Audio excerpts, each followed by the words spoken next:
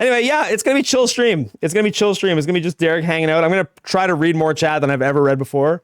And I'm gonna fire up this VOD and we're gonna watch it. Let me know if there's any issue with the audio. You should be able to hear audio, but yeah. Maybe it's too loud. Kind of loud for me. Does that sound better? A banana smoothie. Yeah, it's funny. Like when I look at this map, so first stream I watched, beat world record, good stuff, Derek. That's awesome, Freakido. That's awesome. Turn it down about 50%. Yeah, I could turn it down a little bit more, even maybe. That sounds about right to me. But let me know if you guys agree or disagree. Yeah, on the map, it's still too loud. Maybe right there. So like, here's what I'm talking about with like, you're like, what should be concerning you at the start of the run. This is not an inspiring map. It's really not. It's not like a great map. So yeah, like the literally first thing you have to do is get this rock and set up the drill and the furnace. Because the drill and the furnace, the reason you set them up so urgently is like your whole goal through the run is to move split to split, right? Like, it's an automation game. The faster you can get through splits and set up more things, even if everything is barely hanging on, like you barely have enough resources to do everything, you just want to move split to split and set up as many things as you can. Look at this map, and it's absolutely obscene because you gain so much time with power. Yeah, there's a lot of things about the map that were good, right? I mean, I honestly love the way the patch worked out too. I was super concerned. Coal rocks were good, I agree. I was super concerned about the on patch. Right now, while I'm chopping copper, I'm literally looking at my screenshot and I'm like having a mental crisis about where to put the on patch. Because there's like, I would say there's 2 or 3 viable places. Now this copper and coal patch right here, that copper and coal patch are getting cut off. I know from the screenshot I can't use those. You got back to burners with 400 plus coal and stone before 4 minutes. Yeah, I know. That is the goal. Like, you set up the burners as fast as you can. And then your goal is to have 405 stone for me. I think Doe, you need 395 because I think you do two less coal drills than I do. But ideally for me, it's 405 stone. It's very specific. And I find if you have less than that, it breaks the flow so much to have like, to get extra stone. 390 is your target. Okay. Yeah, mine is 405. I like having 405. Yo, say my Jane, how's it going? Sophie Wolvie, how you doing too? Welcome in. I was right about the date. Yes, the October 21st release date. Super exciting. Yeah, this is the big batch of coal rocks that's really strong. And I mean, I may as well get these too because they're in the base, so. And yeah, here's me setting up my hotbar. I know other runners hate my hotbar so much. I know it's like overloaded with garbage. I'm surprised you don't aim for 415, so you don't need to wait for the stone assembler. 415, I mean, obviously more is better, though. Obviously. But I find waiting for the stone assembler is less of an issue than having to get more furnaces and then switch your assemblers, make another drill, which takes a long time. It just like, I don't know, it breaks the flow so much. So yeah, 405 is fine. 415 is nice, but 405 is fine. And it's funny, I think I end up with 404 and I have to get 1 stone while I set up power. But yeah, mentally, my goal here is to get back to the drill and the furnace under 4 minutes. I don't know, 4 minutes is an arbitrary time I've selected in my brain to say like, this is acceptable that I'm back before 4 minutes. I mean, obviously sooner is better. But again, like you're limited by 2 things. You're limited by how quick you set up the first drill for iron, because your iron count is what's going to be let you create your steam engine, your boiler, and all that stuff. And then how quickly you can start mining copper, because you need enough copper to make the lab and the science bottles and stuff like that too, right? So yeah, I mean, this is a good time. Like, you're back at pretty much right at 4 minutes.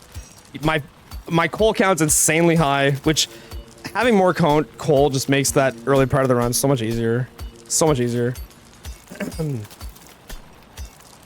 But yeah, like I know yeah, like there's so many little numbers in your head, like when you're trying to min-max these early times. Like the assembler, like under 7 minutes is so hard to do. It's so everything has to work out perfectly.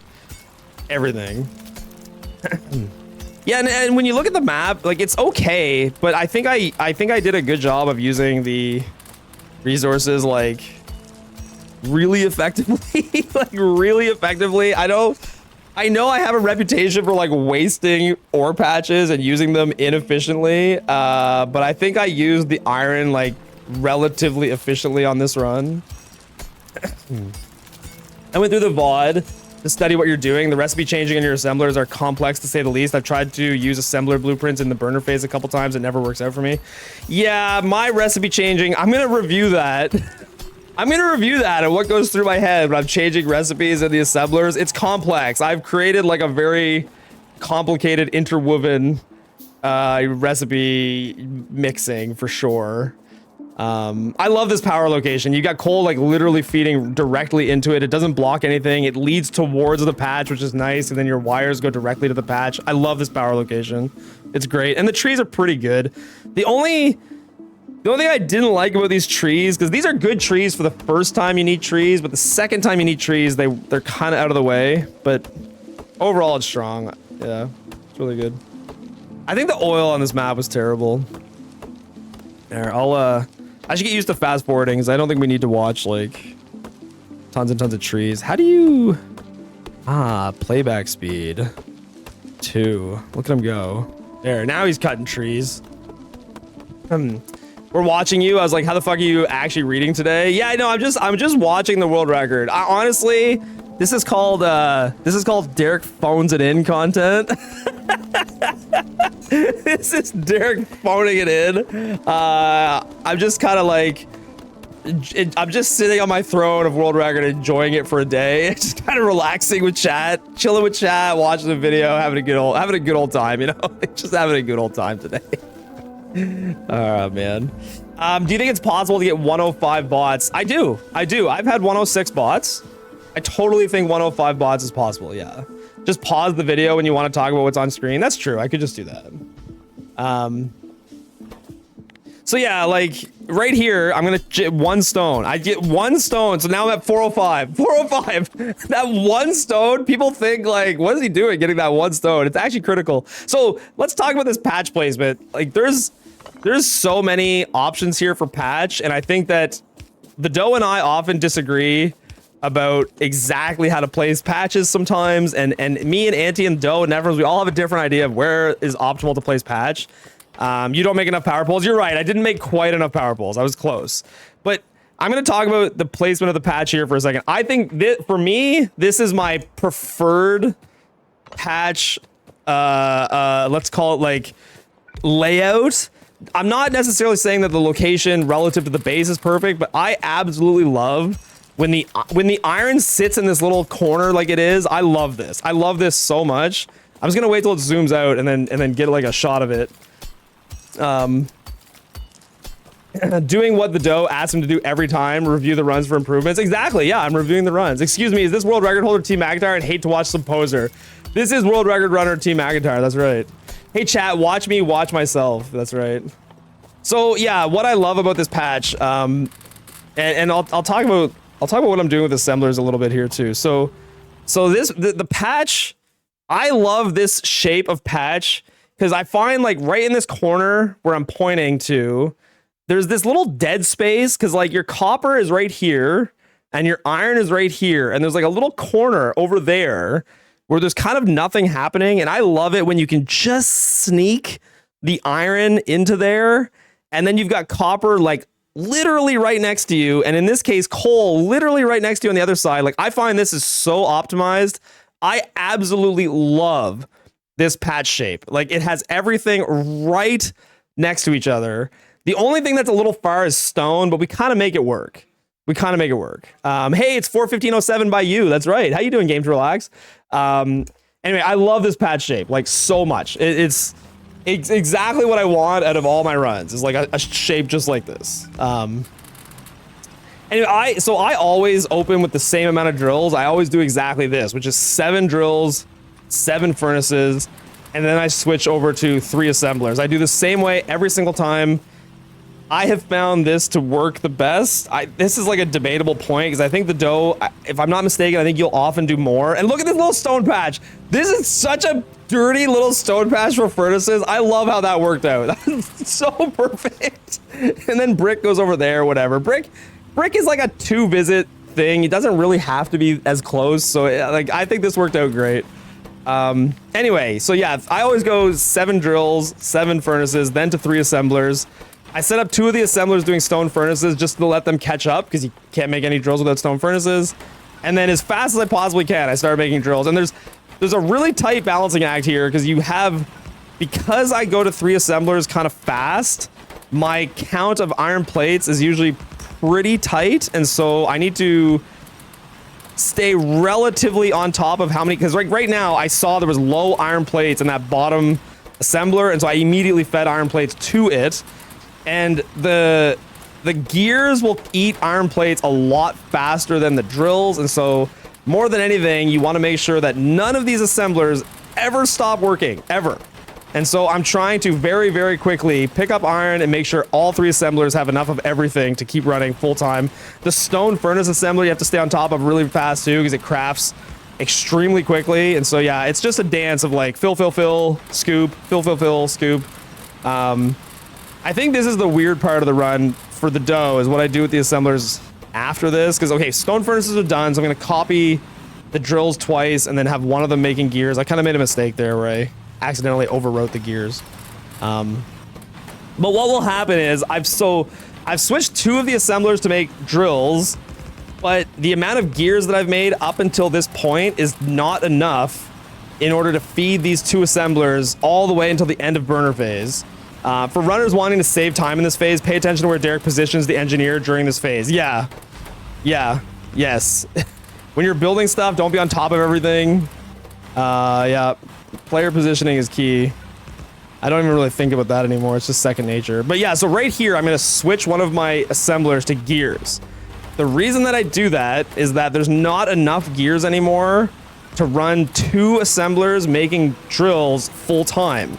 And so a lot of runners will just accept that and one of their assemblers will not work properly. But I make a very quick switch to gears to just make like 10 or 12 gears while the other one stops making drills. And then I find you can switch it back to drills and I don't know, save 5 seconds probably. It's not a lot, but I think you can more quickly push out all of your drills. Because again, can we hook up the zap machine so Derek can zap himself for all the mistakes? Yeah. Not necessarily avoiding standing on top of stuff, but you're not going to pick up copper plates at all and won't get copper until you need it. Oh yeah, that's true. I don't even touch copper until like I know I need it. Yeah.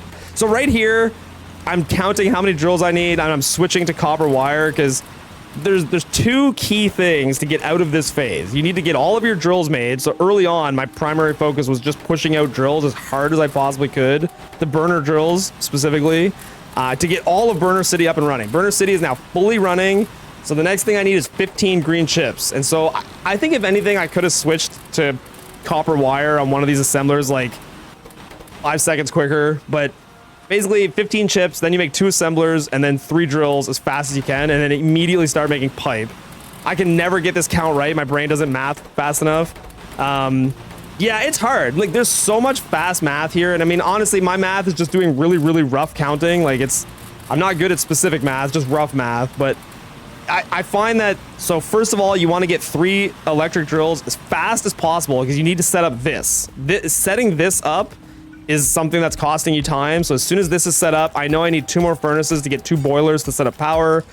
So I stay with this assembler for an extra second while it just gets me 2 furnaces. And then the reason you want this pipe assembler running immediately as fast as possible is you're waiting to make like, I think it's 35 pipe. I think, I don't actually know the number. It doesn't come up to bite me in the ass that often. I think it's 35 pipe because you need to make 2 boilers, 5 steam engines, and you need 1 pipe left over to connect one of the steam engines. It's so important to resist the urge to do other shit when those 2 assemblers are crafting because if you accidentally craft more than 2, you're fucked. Yes, you cannot craft more than 2 assemblers. I've done that in runs where I've crafted 3 assemblers. I was like, God damn it, now I need more copper, I need more wire, like everything needs more. And so when I leave here, I always leave it as 2 wire, 1 chip, and 1 gear. I always leave it like that. And I find that that is the optimal way to leave the assemblers, where all of the resources get used effectively, and when you come back, you have what you want. I think if you go 2 chip or 2 gear, they use up all of the iron too quickly. Okay, dear. Man is going to get groceries. So anyway, yeah, I come back and I can see like all the assemblers are still working. That's the goal. You want to leave, and when you come back, everything kept running. And now it's just a push to get 12 assemblers up as quick as I can. I do 12 assemblers, and I stole that from Auntie, and then I found it worked for me. I mean, I find this part of the run is like, is so hard to, it's so hard to like copy what somebody else is doing necessarily. I find everybody's got a unique flow here, and you really have to like learn how to balance this stuff well. But I find 12 assemblers works well for me. One idiot. Oh, I didn't. That's funny. I didn't realize that the gear assembler was a ghost there because it's on coal and it's hard to tell. The assembler juggling is very hard. Yeah, the assembler juggling is really, really tough. So the first thing I do here is I clear out all of my assemblers and I push as much as I can into, in order of priority, drills, then inserters, then belt. I always prioritize drills early on more than anything else. And then I just get as many plates as I can and wire as I can into the like chips and the gears. But it's really, really hard to, yeah, balance these assemblers. And like, it's different every run. Like there's so much mental math going on. I love this little stone patch, by the way. It's my favorite part of the run. This little stone patch here. So like right there, like that's super messy. I just take plates, I drag them all over gears and chips, but like you're constantly balancing, like, do you need more intermediates like plates and green chip, or sorry, gears and green chips, or do you need more plates in order to feed your drills, your belt, and your inserters? I do 10 assemblers. I don't want to spend the mental energy working about juggling the assemblers. Yeah, no, and that's fair. That's fair. So like right here, I go into each of them, and then I'm removing excess plates so that I can push into intermediates, because you're like, you literally just want to turn iron plates into something as fast as you possibly can constantly. It's like you just always want iron plates turning into something. And the counts I'm looking for is when I'm doing the 3 assemblers, I think that drills, it's acceptable to have twice as many plates as gears. For inserters, you want the same amount, plates and gears, to be balanced. And for belt, you want half as many plates as gears. And so as I'm going through the assemblers, I'm just looking at the gear, and then I'm doing the math on the plates, and I'm just getting it as close as I can, because when you right click, you'll take out half. And so when I look at the belt, if the belt assembler has like 20 gear in it, I'm trying to reduce it to 10 iron plates. That's it. And if I cut out half of the iron plates until it gets to 12, that's fine. I leave it at 12. And then the inserters, I want them balanced, and drills twice as many plates as gears. That's like roughly the math. But again, you're really just making snap decisions as fast as you can. And then throughout the whole patch, you'll notice I'm not building the entire patch as I go. Like, I know I see a lot of runners, especially new runners, they'll build the whole patch. They'll run all the furnaces, they'll run all the belt, all the poles, and they'll go all the way to the end of the on patch. But the only amount you need to build is how much you're actually going to use at that time, because it's totally pointless to have 40 furnaces laid out in a line if you only have 5 drills. So I'm literally just building it in segments where the drills will start running and the furnaces will start accepting ore, and that's it. Like the bigger priority, it's way more important to get drills down than it is to get furnaces, belts, and inserters down. It's all about the drill count, because every extra drill is more ore, is more smelting, is more plates, is more drills, is more inserters, is more belt, right? He also does power poles on both sides. Yeah, I do. Yeah, I don't know. I started doing that and I liked it. I run the poles on both sides as I go, and then I don't need to worry about it later. At some point here, and I think I've just started doing it now, I start prioritizing the opposite order of assemblers. So like early on, I'm going drills down, drills, inserters, belts. Now I'm doing it the other way around. I'm doing belt, then inserters, then drills, and I'm making sure belt has more resources, because I'm almost out of needing drills. I think I have almost all of them I need for the iron. Now it's going to be more about getting belt and inserters instead of everything else.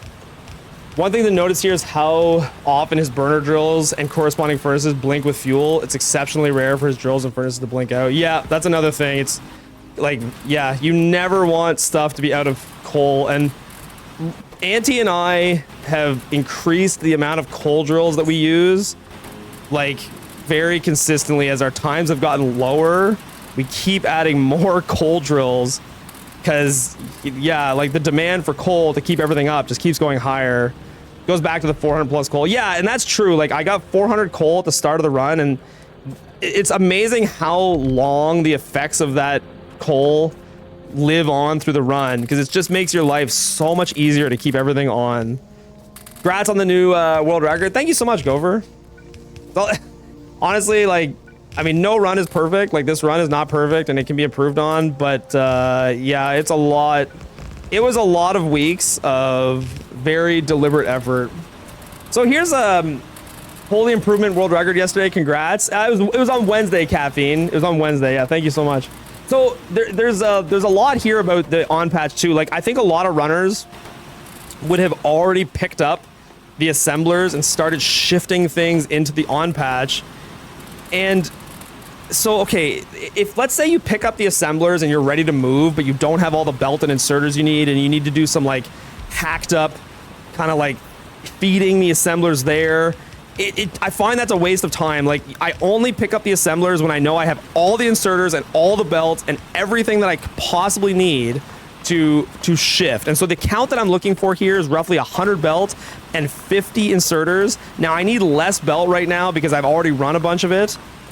This coal routing was very clever. Yeah, I liked it. I liked it. So now that I've picked everything up, I have 68 inserters. I know for a fact that this is enough inserters to build every single thing that I need to build in the main patch here. And so as I transition over, for me, the goal is that assemblers are running as constantly as possible. So I would bet that if you did a clock from the time that my Burner City assemblers were picked up to the time that this stretch of assemblers gets put into place, that time is very, very low. You want that time to be as low as possible because you want your assemblers running as constantly as possible. It doesn't matter if they're assemblers running in Burner City or if they're assemblers running in on patch. You just want assemblers running because you never want to stop making belts and inserters and drills. You never want to stop making those things, right? Any prediction on Derek's voice holding for the whole run? Man, you know, my voice goes forever. Did Amanda give our world champion breakfast in bed? No breakfast in bed. The kids all gave me a hug. They were very proud of me. Did the dough blast you during the entire world record run on Wednesday? No, the dough I think was, no blasting. I think she was very supportive of the run for the most part. I finally did good enough. Derek should do a reaction video like this to one of his early runs. Honestly, I should. I think that would be so funny. Yeah, 2 bell remaining there, by the way, when I connect up that coal. That was just pretty slick. So here's something I do too. I put as much coal as possible now into all of this stuff. Like you'll notice I have none left because I want to make sure that those all run as long as possible. There's, I think, a lot of min-maxing that I do with Burner City throughout the like first hour of the run that a lot of other runners don't do. I always check the clock here, by the way, when I'm doing these steam engines. It's like the first moment your brain gets like half a second to check the clock, and I'm always looking for it to be under 23, which it was. I just know in my head that's going to give me enough time to finish the patch at a time I'm happy with. You want this to be as fast as possible, like the opposite of what I was doing here. That would be funny. He was making a lot of great decisions during the run. No, the run was good. The run was really good. So you'll notice I'm scooping out of these furnaces too. These furnaces hold a maximum of, I think, 100 plates each. And so you want to keep flushing them out because you want them to always be running and always be filling. Yeah, this is a very wonderful coal location for power. Yeah, there's a lot of min-maxing that goes into, yeah, like keeping everything running just so.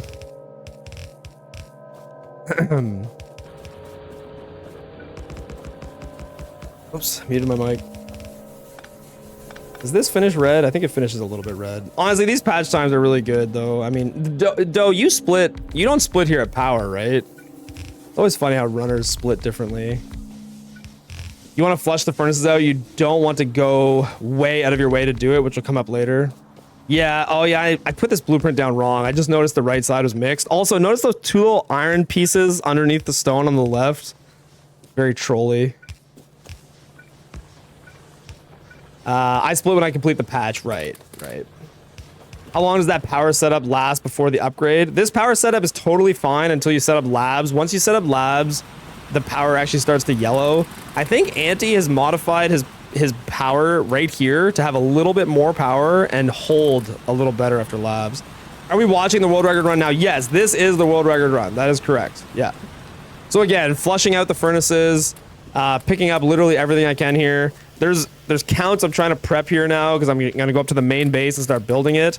I'm looking for 21 assemblers, 30 drills, like 20 red arms, like 20 boxes, and I've started increasing the splitter count to like 8. It used to be you need a minimum of like 4 or 5.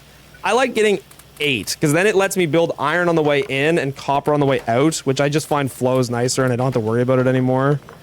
Nephrim's changed it. I don't know if Anti did. I think on Anti's PB he builds more power there. At what point did you believe this run would world record? Probably the 5 million split in outposting. in all honesty, I only really started believing this run at the 5 million split. So okay, this is something like other runners don't use blueprints for drills. I find blueprints for drills just like is a no-brainer. Like to me, it just makes it so much easier building these drilling lanes and having them be planned out to optimize the space. At what point did you believe? 415. Dunk, welcome in. Massive, oh my god, what is this raid spam? Dunk is ball, Dunk is god gamer.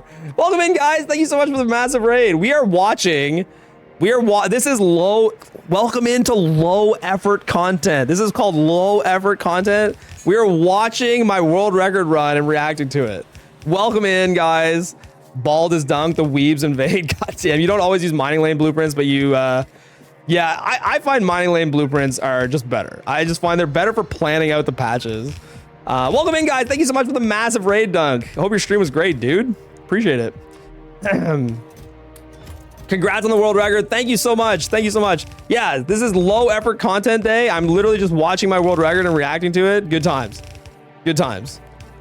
So yeah, I do something really different than a lot of the runners here. I run, as I move up the furnace lane, I run belt, furnaces, and poles. I know the dough absolutely hates me for this. I run belt, furnaces, and poles on the way up. And then on the way down, I run inserters. And then one more trip up running coal. It's really tough. I think like, I have never timed my furnace lane building to other runners.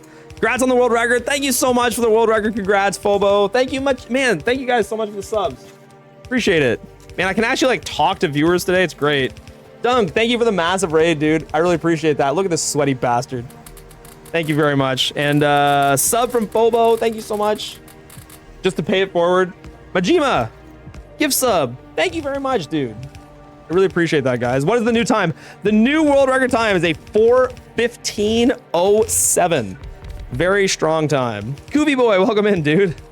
So you'll notice that my inserter tech is like just about to finish. You really want that tech to be done like right now, because one of the main things that is slowing you down from like getting out of the base and going to build copper is you need a certain amount of blue inserters, and you want to start. So I immediately, as soon as the tech is done, I start building them because we need X amount of blue inserters done in order to get out of here. And in that moment, I also noticed that I only had 11 yellow inserters to feed the blue inserters, so I immediately hand-fed yellow inserters as well. Like, the count of inserters here is really, really delicate, because you need to build all of these and then get out of here as fast as you can.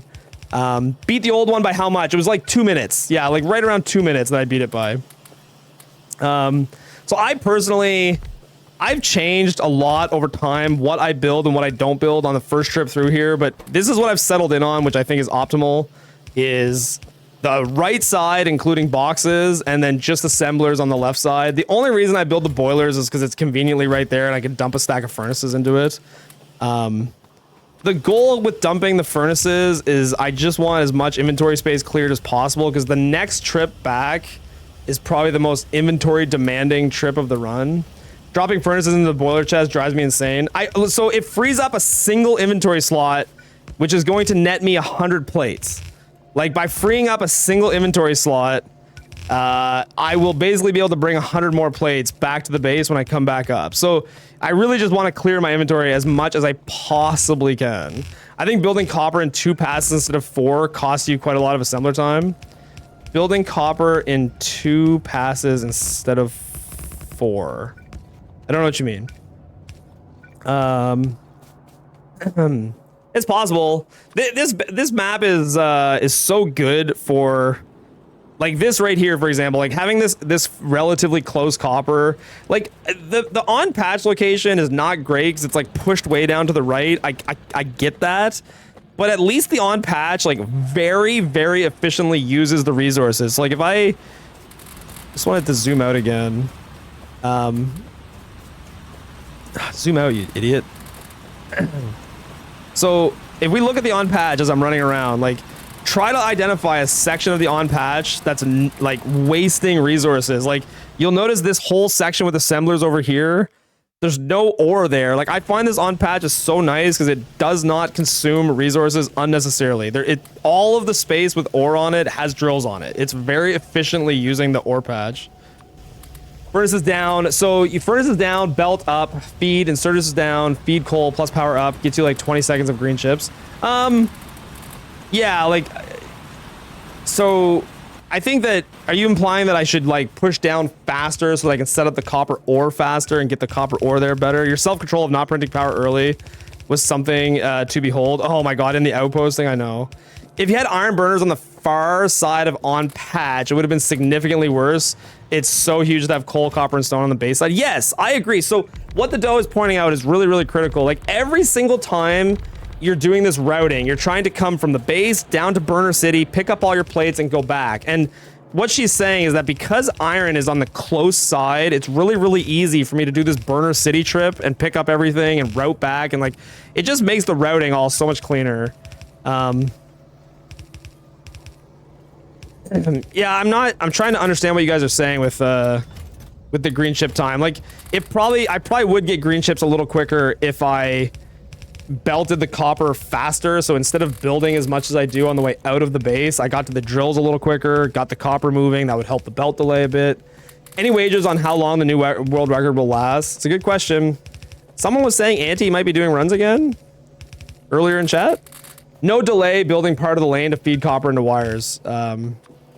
Right, yeah, no, I do delay that copper feeding into the wires right there a little bit. I agree. It's tough. I mean, there's a lot of things you're balancing, right? You're balancing like getting large scale automation up faster, and you're balancing like, do you have enough resources always on hand to do it? Yeah, like, is it better to set up the lane 10 seconds faster? Or is it better to set up the lane 10 seconds slower, but feed plates 30 seconds faster? I don't know. Talking about Anti chasing you again. Not sure if he'll switch from designing to running again. Yeah, I don't know. It's really like, he's gonna be rusty if he switches back into running, so we'll see. I don't think the 4-pass build is that much slower. 10 seconds seems like a lot. Yeah, no, I'm not sure. So right here, I don't know if Doe catches this ever, but I always hand feed the steam engine assembler. And then on the way out of the base there, I put all of my inserters into the box, except for like 1 stack, so I have enough to build this. And there's 2 reasons for each of those things has a reason. So the steam engines, if I don't hand feed it, I was always finding I would never have enough steam engines when I was ready for power, because like, we're just building labs faster now, and the mall wasn't putting enough into steam engines. I found by hand feeding it a few times, it always worked out. And then if I don't, the reason to put the yellow inserters in that box is that if I don't do that, the labs won't get enough green chips to have 36 labs. So basically the yellow inserters are stealing green chips constantly. And if you just fill that box with yellow inserters, you'll stop making yellow inserters and you'll have enough green chips for labs. I always mean to put my inserters back, but I forget. Yeah, it's one of those, it's like a small thing, and it depends on like how fast you're going, but as you get faster, you won't have enough labs, I find, if you don't do that. Robbing the mall starves iron and green chips a huge amount. Yeah, you gotta be, like, I've tried to get more delicate with what I steal out of the mall and what I don't. Oh yeah, and here's my cursed early steal setup. Very controversial early steal. But yeah, I still don't know what all the other runners think about this. I'm gonna go back to 20 seconds of green production you miss. Yeah, I mean, it could be that that's impacting the labs too, but Anti has this problem as well, so. Yeah, this is the only like negative side of this patch, so I have to drift a little bit to the right to pick up the drills, but it's honestly not so bad. It's not so bad. By the way, am I understanding this correctly? Most competitive, let's say, top 10 runners use the same blueprints as a base with individual modifications, according to the taste and opinion, with the exception of those who currently work on a complete rework. I think that's like a relatively accurate statement. I mean, all the runners use like a kind of a forked base that's based on what Nephrem's originally designed. So I would say that like your statement is quasi-accurate. They're starting to deviate more now because Nephrem's has a new design that he's running and Anti's working on his own new design. So I would say it's starting to branch more than it ever has before. And then yeah, what the dough is saying in terms of active runners, like there's not very many super active 100% runners. It's a very hard category that takes a long time to run. So the amount of like super active runners is definitely a small number. Yeah, I know. There's like that little belt wiggle. I'm sure people hate me for that. I could have just opened up the iron lane and cut across. I don't know. The belt wiggle's faster for me. How long until a full McIntyre base? At least 2.0. I'm not designing a base until at least 2.0. I always check my timer here, by the way, and if it's under 36 in my brain, I'm like, that's pretty decent. I'm happy. Like when I start setting up this iron lane, I like seeing the timer under 36. I don't know why I checked, like, at the end of the day, it doesn't matter. Like, you check the clock. I guess it's a reference point. I could just wait till I split, but I have all these little reference points where I like to see the timer at a certain point. When does that power pole happen? That's in Science 0, so that'll be like a few hours into the run. If I would ever consider speedrunning, I think I'd do default settings as it doesn't take so long and it seems doable. Yeah, default settings is a good place to start. I think it's a wonderful place to start. You never look at live split until the labs are done. Yeah, I have like little mental checks I do. Little mental checks. I don't know why. I should just put a split there. Belt count was actually half decent here, and I think I fed the labs twice too. So right there, I'm always counting 32, 36. I needed one more. See, the labs were like almost short on labs. So close. 36 is the magic number. And so because I do early steal, you'll notice that my green science tech is not done yet. I think this is the primary negative to doing early steal, which like Anti, and I don't know what the doe's opinions are, but I know Anti doesn't like it because it delays green science. But I find that the delay on green science is so minimal. Like, first of all, green science isn't even built yet. So let's see how much time you're actually losing. And I don't really find the run, I don't find there's any one particular split that you can say like this split was way worse because of green science. I find green science is always adequate for all the relevant splits, and I don't really find this is losing time, but I do find having early steal helps you move through the blue science split quicker. What is the plan right now? 250? I'm probably gonna keep running 100% to try to get a 413 time like 1 or 2 days a week. And then I'll probably, you know, do some other stuff for a little bit. Like me and Amanda want to do Death World, some things like that. Do you think that others are going to adopt the 8-stage outpost thing? It's a really good question. It's a really good question. I don't think they will, but I do think that the outpost designs that other people use, I think they're going to start thinking about them a little bit more and maybe modifying them. I think that 8-stage will not be widely adopted, but I do think that the staging is going to... I wouldn't be surprised if runners modify the way the staging works. Because again, even if I do my outpost in 2 stages, mine will start making chips faster, which I think is valuable. So we'll see. 8 might be a bit much. Yeah, there was very, very few moments during my outposting where I actually used 1 stage at a time. I often skipped a stage and went by 2s, but having 8 stages gives you that option. So you don't have the option if you don't have the 8. So I do something different than a lot of runners right here. I will set up these assemblers before I go and do power. So particularly this assembler, which makes your assembler 2s. And the reason that I do that is so that later on, when I set up steel, I want it so that I know those assemblers start making assembler 2s immediately, and I can then go cut trees. I find that often is better.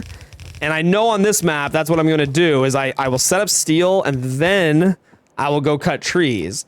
And I would like it if when I set up steel, I know the assembler 2s are being crafted while I'm cutting trees, because the main thing that's going to slow down my time trying to push through to oil and blue science is the count of assembler 2s, because there's like a certain amount of assembler 2s that have to be built before you can shift through the next split, right?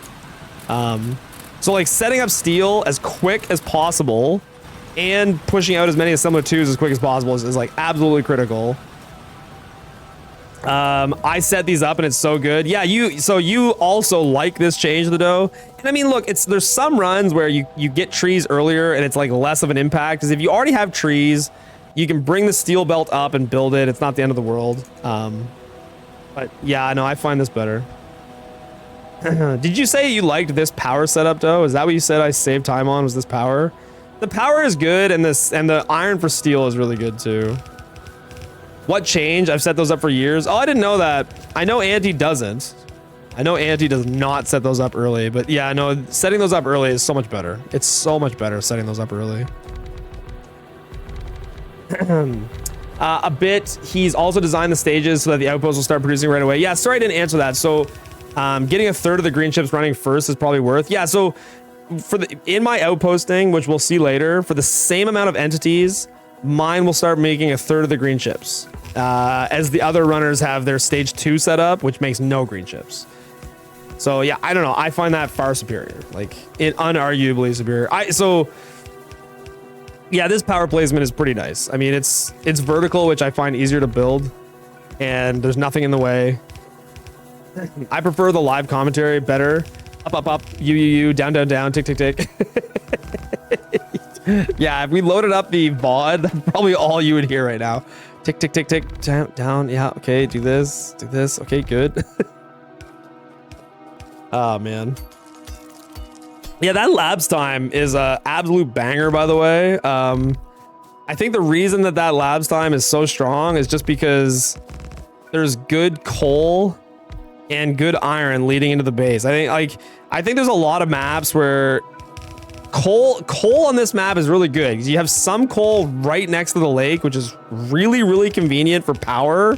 But then there's another patch of coal that's close to the on patch and pushing into the base. And I find that split is really nice. There's a lot of maps I'll play where there's just one patch of coal, and it's like, it's only good for one of the two things. You either have to suffer with power or suffer with your lab split. And this one had 2 patches of coal that are both like pristine. So it's like super nice.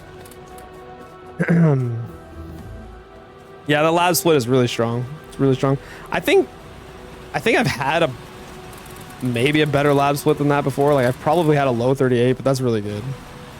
So right here, there's a lot of like really bad management of resources here, but like you could be wondering like, why am I even bothering to fill this box with junk? But like, once again, I'm just trying to make sure that Burner City is always running, because like 30 minutes later, way later in the run, I'm gonna come back here and I'm gonna get all those plates out of those boxes, and they are going to be used. So the main things I'm trying to take to the base right now is as much steel as I could possibly hold, as much brick as I can hold, and then all the critical belts and drills and stuff. But like, I want to make sure Burner City keeps running, so I drain all of that stuff, put it in a box, and I'll pick it up later. I don't know, it's min-maxing that may not be needed, but the base will use all of that stuff. And this is something with, so like Anti's new blueprints, as far as I understand them, are not going to be routing back to the base all the time. FFF is up with the release date. Yeah, we read it, October 21st. Insane hype, super excited.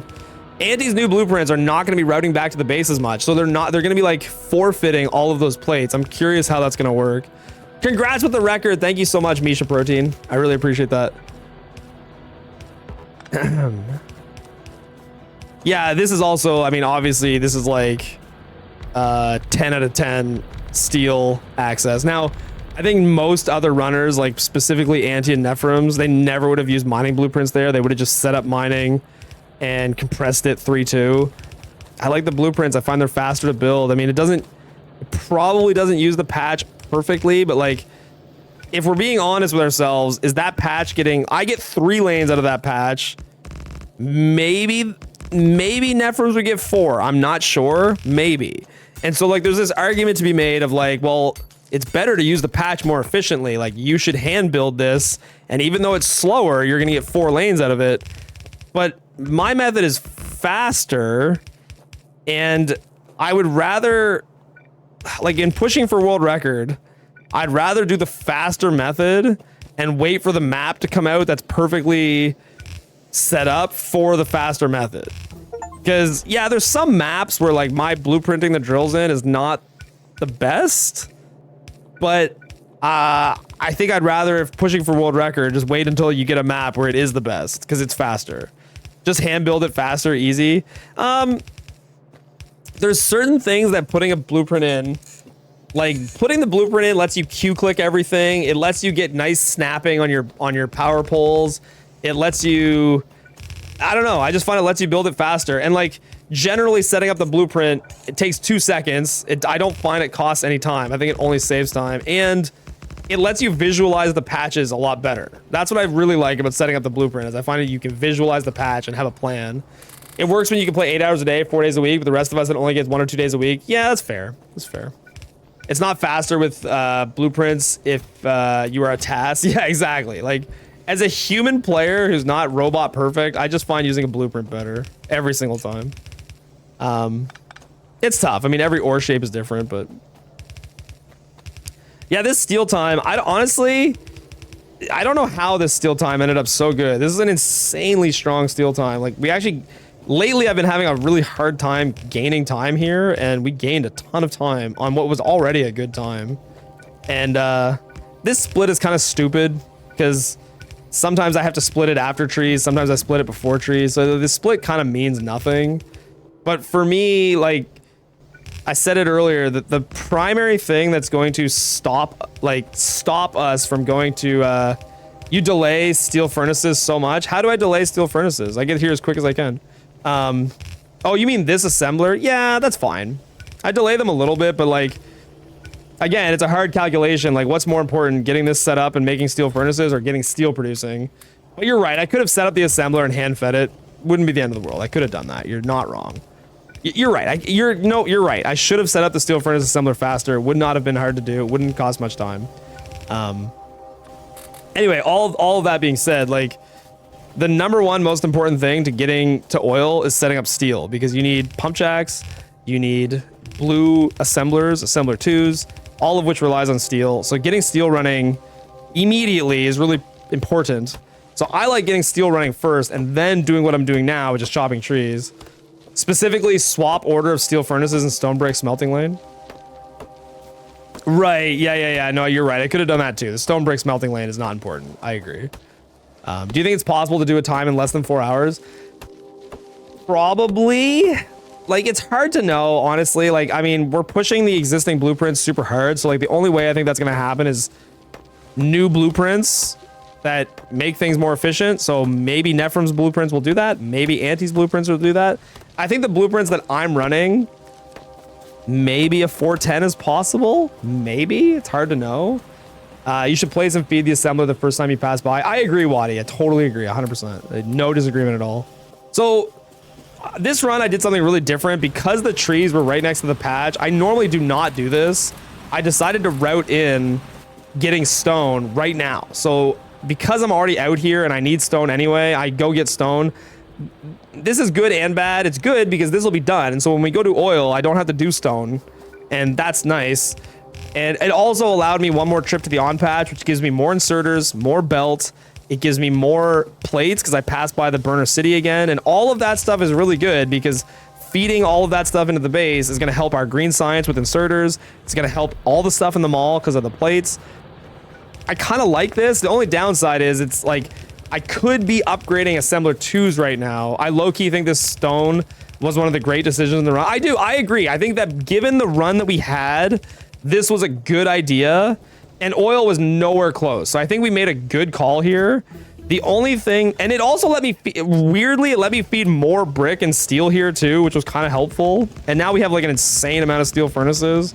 The only negative to this decision is our base could have like 30 assembler 2s in it right now, where we could have like assembler 2s on the gears and the chips and the belt and everything. But that's not really a huge downside. Like the mall has what it needs and it's making what it needs. The really important thing is that just enough assembler 2s and pump jacks come out. So yeah, I don't know. I think it was a good decision. I kind of like the early stone.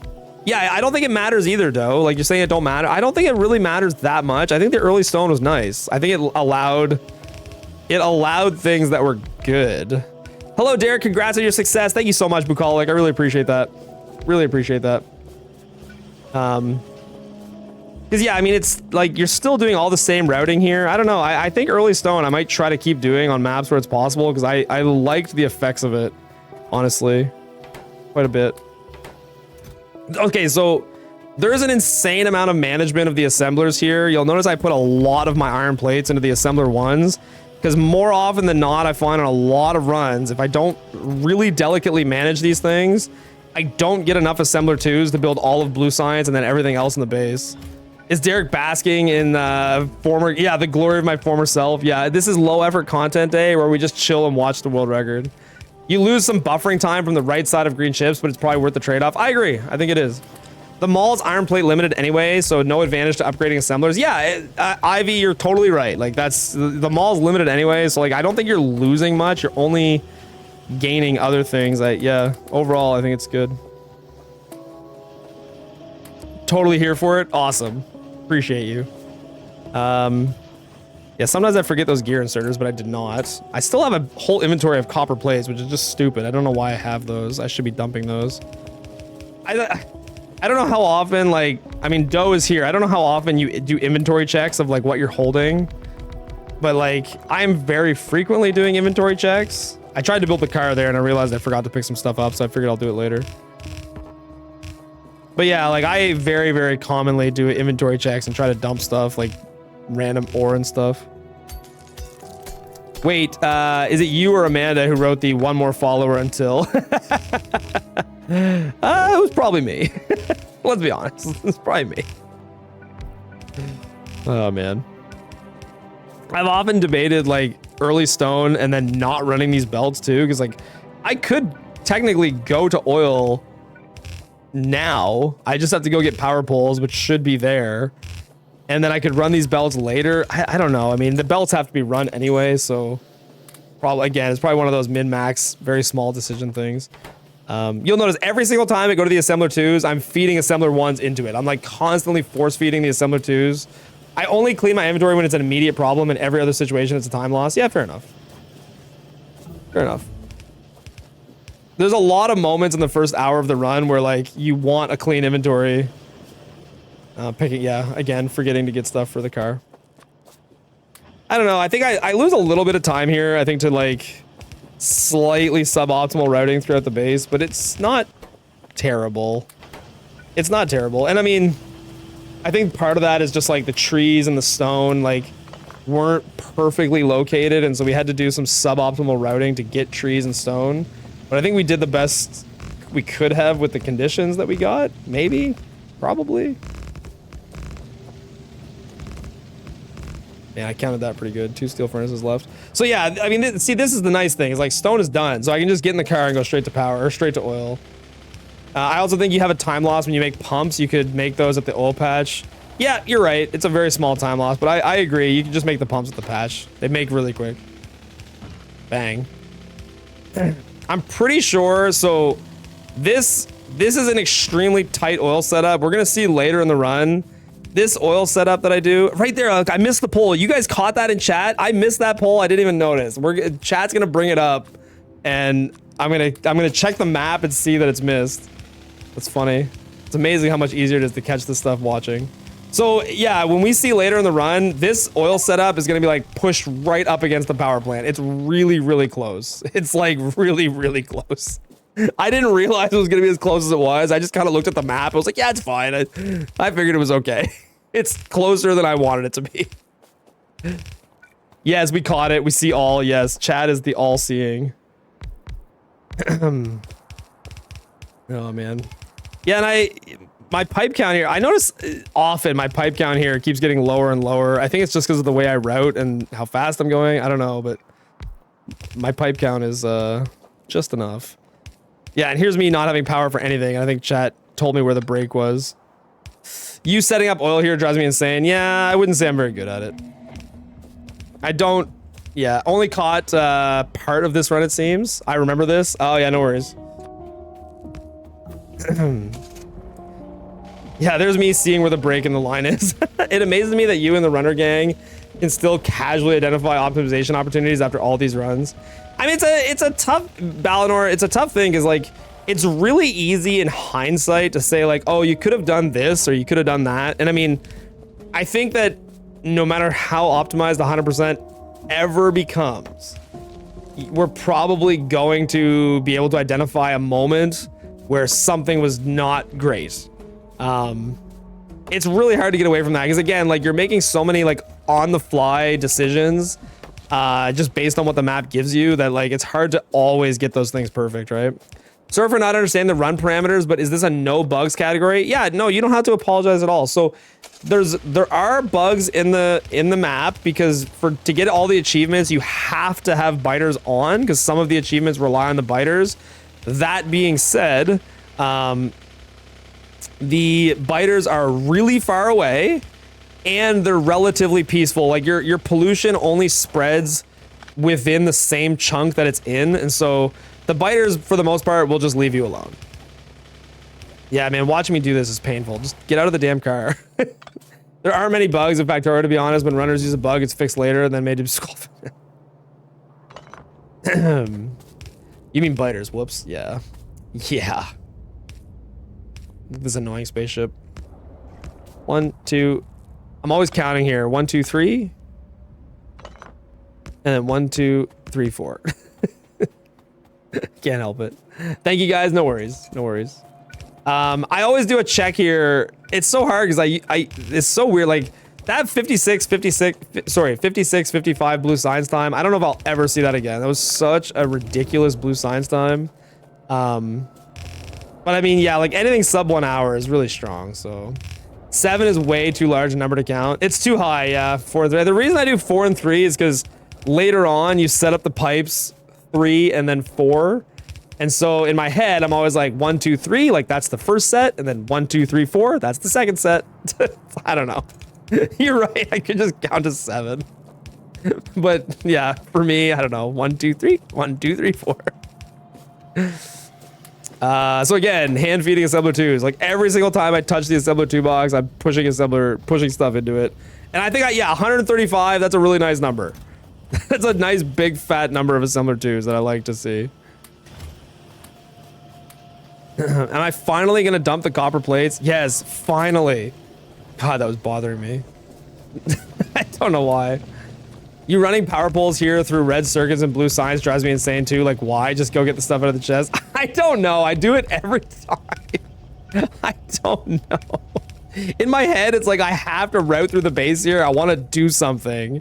And so I run a couple power lines. It is silly though. Oh yeah, I forgot to get pipe. Inefficient run. I don't know. I always run power line. I don't know. I couldn't tell you. It is a dumb decision I make every time. Oh man. And then I find what I do is I build the red chips only to the point where power was run, because then power is all here for it. Isn't it nice? Fair enough. That's exactly why I still enjoy watching 100% and default settings. I'm kind of bored with any percent. The inherent tendency of overfitting in the ladder evokes the feeling of this is applicable to exactly no one. Like, you're not even taking power poles across a straight line, always curves, bends and shit. You do it constantly. It's insane there too. Yeah, I know. Sorry, this is what peak performance power poles looks like. I know it's disturbing, but this is peak performance. He probably asked 100 times, but why is he running against the old world record? I'm not running at all. I'm just watching the world record. We're just watching the world record run. That's it.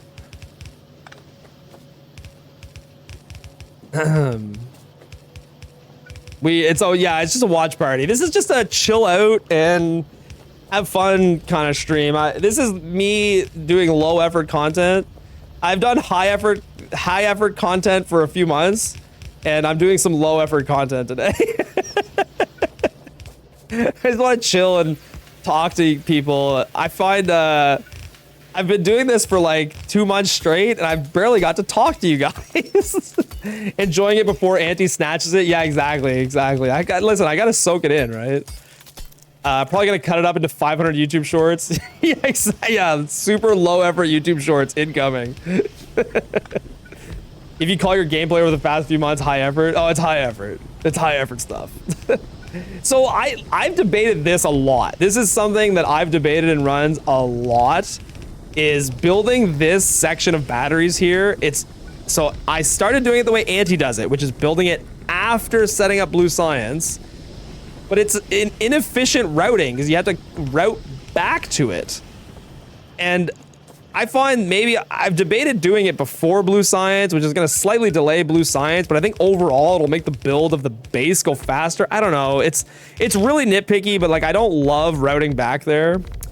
This is Derek's post-Independence Day hangover. He's exhausted from watching all the fireworks. I actually live in Canada, so Canada Day was on July 1st.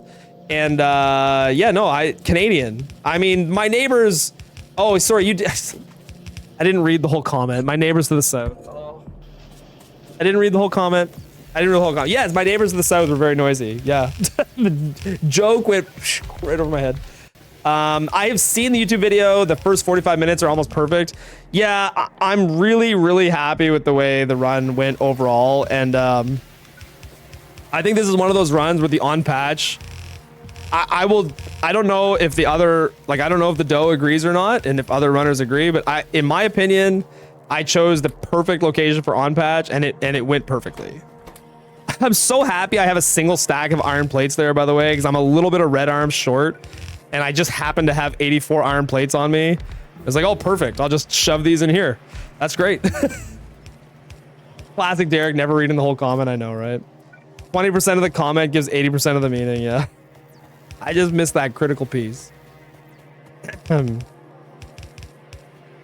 Anyway, yeah. Critical 84 plates for red arms. Yeah, anyway, I think that my patch location was perfect. Like, I think it was absolutely perfect where I put the patch. This is a weird map because there's a lot of options. The patch could have gone in a lot of different places, but I like where I put it. I would not change my opinion on that. Does the text on your finished outpost affect the UPS? I don't know, honestly. I don't know. I think the on patch was done in the best spot possible given the map conditions, but you look at this map in the map preview, and I don't think anyone would say, yeah, this is a world record map. I don't disagree that like the map preview was a little misleading. And that's part of the reason why I think like, you know, maybe the run can get faster. Like it's, you're always chasing for a perfect map, and I just don't know if there's a perfect map. The best map I think I've ever seen, and I've been compiling some of my old footage, is the third place run that I did, which was like I think at the time was like a 4:37 or something like that. And that map was really good. I bet if I ran that map again, I could get a better time. The robot improvements in 2.0 might be a good opportunity. Yeah, the robot improvements in 2.0 will be a huge opportunity to go better for sure.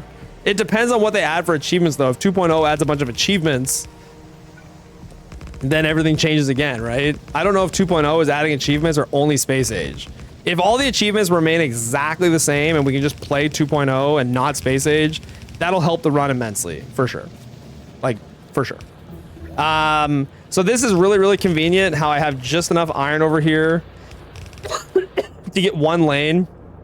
Because it's really, really important that this first lane of iron starts running like immediately. This lane has to start running right away, or your blue chips, everything will catastrophically break in the base if this doesn't start running right away. And yes, I understand this is hideous. And again, when you look at this iron patch, yeah, you probably could push out a few more drills, but again, I think it's going to be a lot of effort and ugly ass spaghetti to push out another lane of drills out of there. I just don't think it's worth it. 100 bits, well done, Derek and Amanda. Sophie, thank you so much. I really appreciate that. Thank you for the 100 bits. You're amazing. Thank you. Considering the rocket recipe changes, that alone will lower the time for the current 100%. But that's only in space age, right? Because like vanilla is the same. I would love to count how much time your 3 hotbars and cycling through them ends up costing you. Yeah, I know, right? So look, see right here. Remember I said a long time ago I was gonna pick up all these plates? So I'm still not gonna pick them all up. I'm gonna move them over to here. But like, we're starting to like, you know, get ready to use them. Okay, no, I still don't use them. I still hoard them in a box. I'm going to use them. We're going to come back and use those plates. I promise. All of this plate hoarding is gonna come in huge. I would love to count. Yeah, dump your coal. OMG. Yeah, I definitely have too much coal here. I would agree. This is too much coal. I'm famous for hoarding coal. You know how I love coal. Look, there's also an argument to be made that I use that copper patch inefficiently. That copper patch could have supported. Also, this is, I know you guys love this spaghetti. That should be hung in the Louvre. I mean, what a beautiful, beautiful thing. Yeah, so, sorry, what was I saying? The coal thing, no, not that. I love coal. All crimes. Yeah, I don't know. I like to hoard coal a lot. I think it's just like my brain is trying to push it into all the stuff, and I don't know. He could trade it in for run supporting iron. Yeah, I could trade it in for iron. I definitely have the wrong idea there. So weird watching this without the constant reminders to stamp. So yeah, here's the question somebody asked earlier. Could bots be done at 105? And we're at 106 right now. I've had 106 bots before. This blue science time is strong for sure, but like I think that I could get a run with a 57 blue science, and with a 57 blue science, provided that the other map conditions are there for it, I think that I could get a 105 bots. I think I could. I believe this run will have bots at like a low 108 to 107, if I recall. You can see Derek selling out on his blueprinted laneways. Yes, I do sell out on them here. Yeah, I do. Yeah, I find when you have a ton of undergrounds and you know for sure that the space is there, yeah. It's different because okay, the early game blueprinting is nice because on those ones you can't use undergrounds. And so I find it's nice to have the Q clickable setup lanes. And plus, on the first blueprinted lanes, I'm trying to assess the patches and make sure everything fits. At this point, I don't give a crap about everything fitting. I already know everything's gonna fit. I just want to build it as fast as I can and use the lanes as inefficiently as I can. Like, coal does not need to be efficient. This is the last lane of coal that I need, so I'm like, yeah, screw it. Just make the coal crappy. It doesn't matter. It doesn't have to be efficient. And, yeah, so I, like, depending on what I need at the time, yeah, I'll sell out. I don't know why I'm running this belt. I should be going to get steel. Bots are about to come out. I shouldn't be doing this. And now I'm realizing it. It's like, oh, I wasted my time. There was a cheeky piece of coal in the stone. Was there? Must just get dealt with. This is always a hard balance too about how much steel to give. I usually give about 7 or 8 stacks. This looks roughly fine. So yeah, this will be a green split here, but like only just barely. I think I just had really good lanes. Like the timing on this is so hard of like trying to get all of those lanes connected and then get back here to push out bots at the exact right time. You feed way too much steel and then wonder why you never have any roboports. It's a tough thing. Is like sometimes I'm lacking steel furnaces too, right? Like you can't have everything.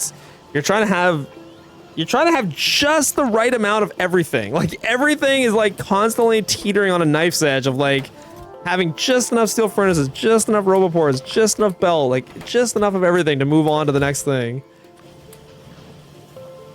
Yeah. How to input entities without activating on your hotkey. How to input the entities without it activated on your hotkey. What do you mean?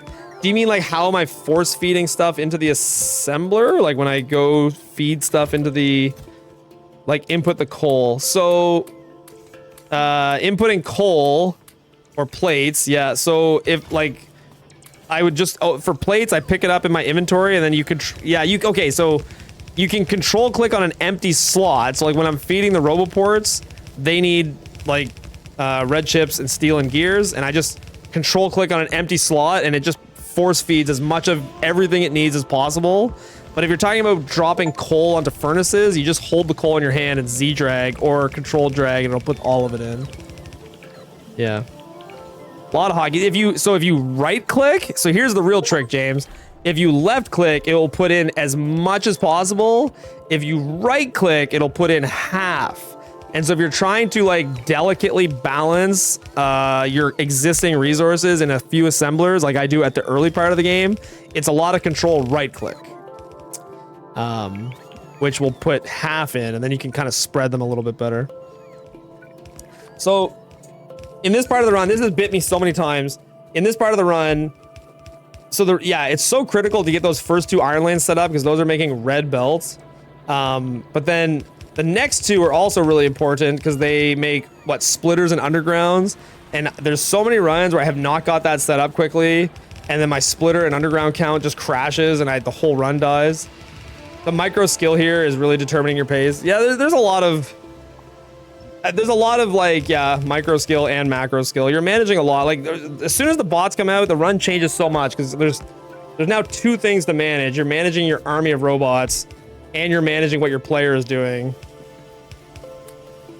And so people have often asked me, why am I setting that assembler to inserters? So I set that assembler to inserters and leave it there just as a reference point to grab later, because I reassign the inserters to drills.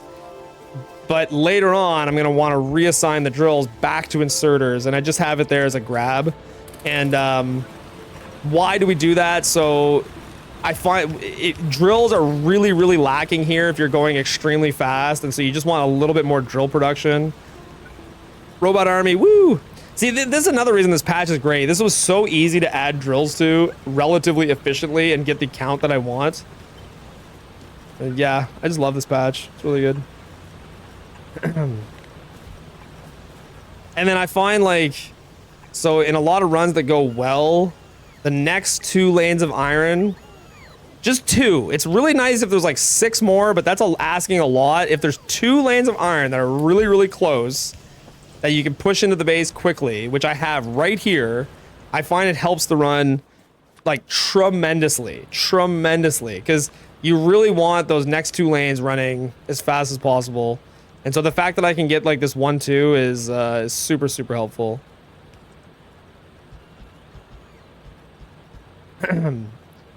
Yeah. It is funny watching because like, I don't know, there's so many, you guys are right. Like there's so many little things where you watch, you're like, oh, why am I not doing it this way? Like I could, the 2 lanes of iron for red belt are incredibly important. I'm absolutely shocked that you didn't build these by hand, Derek. Yeah, I know. I could have, you mean like build the splitters and undergrounds and stuff and the blue arms. Yeah, I could have built a little bit more of that by hand. It's a tough balance. I mean, building that by hand delays me getting down here. Yeah, I don't know. You're right. I could have built that by hand and pushed out red belt a little bit quicker. You're balancing like, how much red belt would that give you if I built it by hand? Maybe an extra 100 to 200 red belt versus the time that I'm spending going to do those lanes. So like you're balancing. It's a balancing act.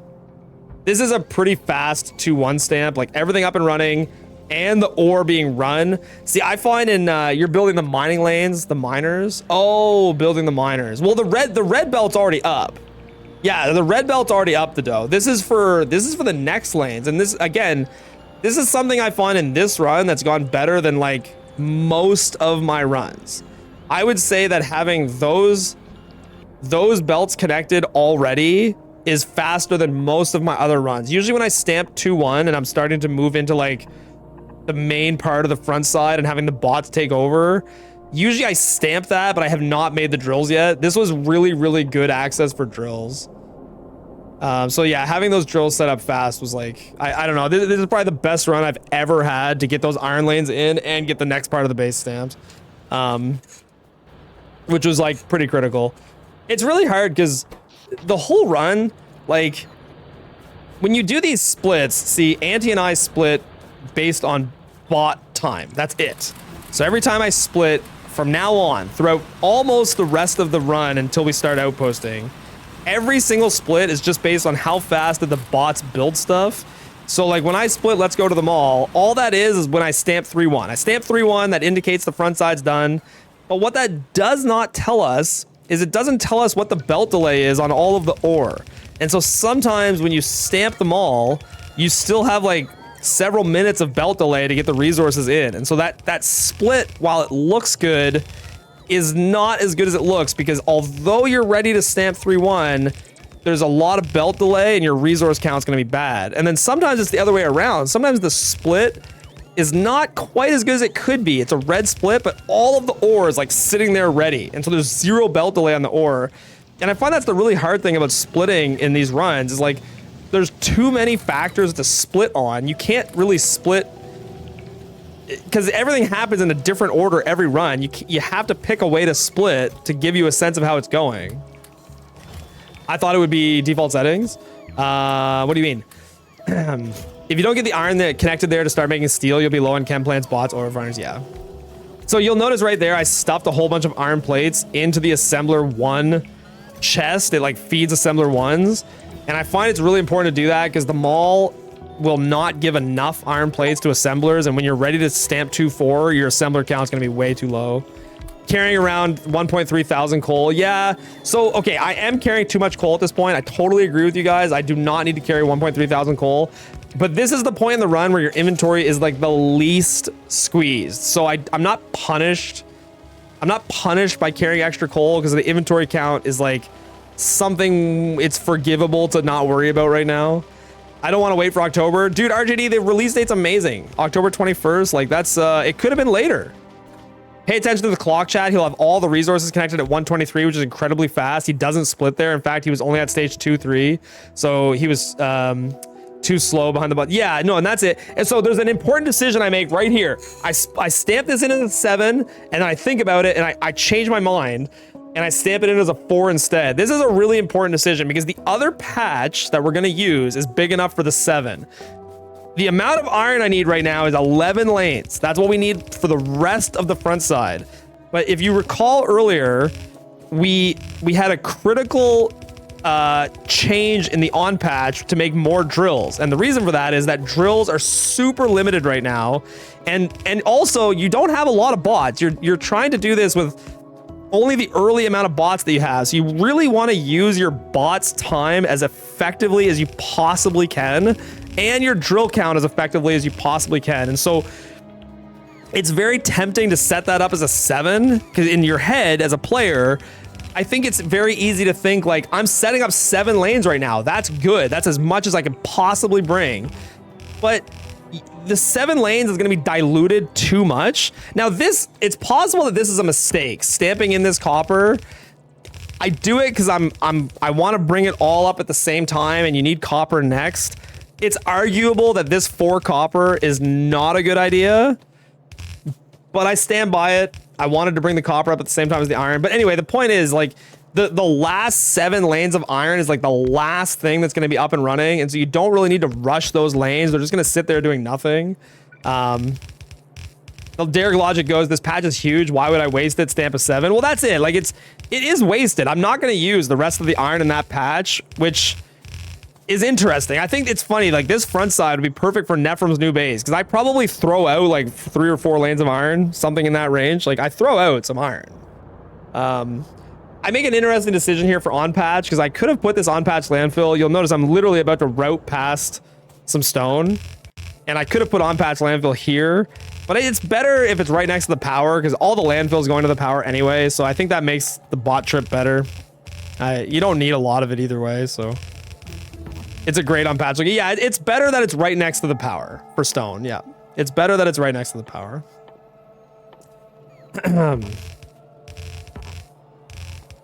It's funny how much we've started pushing, or at least how much I've started pushing the rail research. Like I still haven't even researched train. I start pushing like inserter cap ahead of train, drilling efficiency ahead of train. Like everything starts going ahead of train for me now, because I just know like the front side's gonna be done and a train's gonna be placed no matter what. We have the on patch on the base. Is that not enough? If you're talking about landfill, so I'm just talking about landfill. The amount of landfill made in the base, no, it is not enough.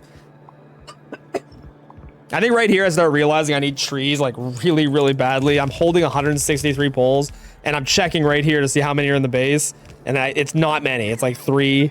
So I think I'm realizing right now, probably a little late. I should have realized this sooner, that the base is critically out of power poles, and so I'm assuming what I'm about to do is to go give it some of my power poles and then try to get them trees as fast as I can. Yeah, 2-3 in. So the 2-3 stamp before 120 is strong. I like seeing the 2-3 stamp before the 120 mark. That's good. Yeah, base needs poles. I missed it all. GG world record. I'll catch up on this bot on the world record later. Hirix, thank you so much. Trees pass power. Yeah, all the trees are to the left, so I'm gonna end up running to the left. Yeah, I think that's the problem. I think I got the trees to the west, but then I realized later that there was trees east as well, and I kind of like, I probably did this inefficiently, but whatever. Need a stage 2 blueprint for 7 lanes with 4 lanes and then 3. Yeah, that would work. That would work too, Holloway. Like if we had a different blueprint that like prioritized the drills a little bit better, but you're still gonna, even if you had a 7-lane blueprint, I think it's still better to, I mean, you could just print it as a 4 and a 3. Amanda is, I think, at the grocery store right now, RJD. I'm sure she'll be down here eventually. It was as good as power started building earlier. That's true. It was nice to connect the wires over to power. But yeah, I think driving over here, I start realizing there was trees over here to cut anyway. So yeah, copper, you'll notice I didn't even connect to the base yet. I probably, well, copper doesn't start running until 2-3. So I mean, I think it's more important to get these iron lanes moving. Like, it's nice that there's 0 belt delay on copper, but it's not efficient for build order reasons, to be honest. Need to stay. Yeah. Well, that's the other thing is like, it's not efficient for the bots and what you're asking them to do. Like, there's so many things you're balancing right now. You're balancing belt delay calculations. You're balancing what your bots are doing, because like, the bots' time is very, very important right now. Like every single trip the bots have to make and every single charge the bots have to do is like an entity needs to be built, and having them build just the right amount of entities is ideal. Because you want like every single lane that's brought to the base, you want it to immediately start smelting, ideally. So this map worked out really well in that this 7 was like just perfectly placed here. And the dough, what the dough says is correct. Like how quickly the lanes get connected to the base is pretty huge, because I've had a lot of runs on the front side where the split is faster but the ore isn't connected. So like getting these belts moving quickly was really important. Really, really important. Would there be many bots returning because you plop down the belts in the blueprint yourself? Would it not help to do those belts before putting down a roboport? Dragon, you're probably right. Yes, it would be better. I think it's like you're talking about a small improvement. Yes, it absolutely would be better to drag the belt, then place the roboport so that the bots don't fly out with belt in hand and then you place the belt and they fly home. So yeah, that would definitely be better. We're doing another run. Nope. We're just watching the world record run. It's low effort content day. Nice low effort content. We're just watching the world record and reacting to it. You were lucky to have enough belts to connect everything. I've gotten pretty good at, I mean, look, I take a lot of heat about this very frequently about my, like, I could jam out more belts, but I think I've gotten really good at managing the belts and having enough belts. I think like I have this reputation of like, I'm always running out of belts, but I think that reputation was only something I had like that I deserved early on in my runs. I don't think I've ever really run out of belt that frequently anymore. At least not on front side. Amanda gets a break from babysitting chat, yeah. Yeah, so like what the dough said, it's like 123x and all the resources are connected. This is insanely fast. Obviously the iron is not connected. There's some belt delay to happen there and they don't have the drills yet because I'm too fast, but like this is a really, really, really strong time to have all of those lanes connected. If I die before you IRL, Derek, I'm going to haunt you until you make an ad hoc belt. I hope that's cool with Amanda. I know. The dough so badly wants me to make an ad hoc belt producer, but I just don't find I've needed it. And if I made an ad hoc belt producer, that means I'd be stuffing iron plates into something where the iron plates could be used elsewhere. I just put the iron plates in the mall, let them do their magic.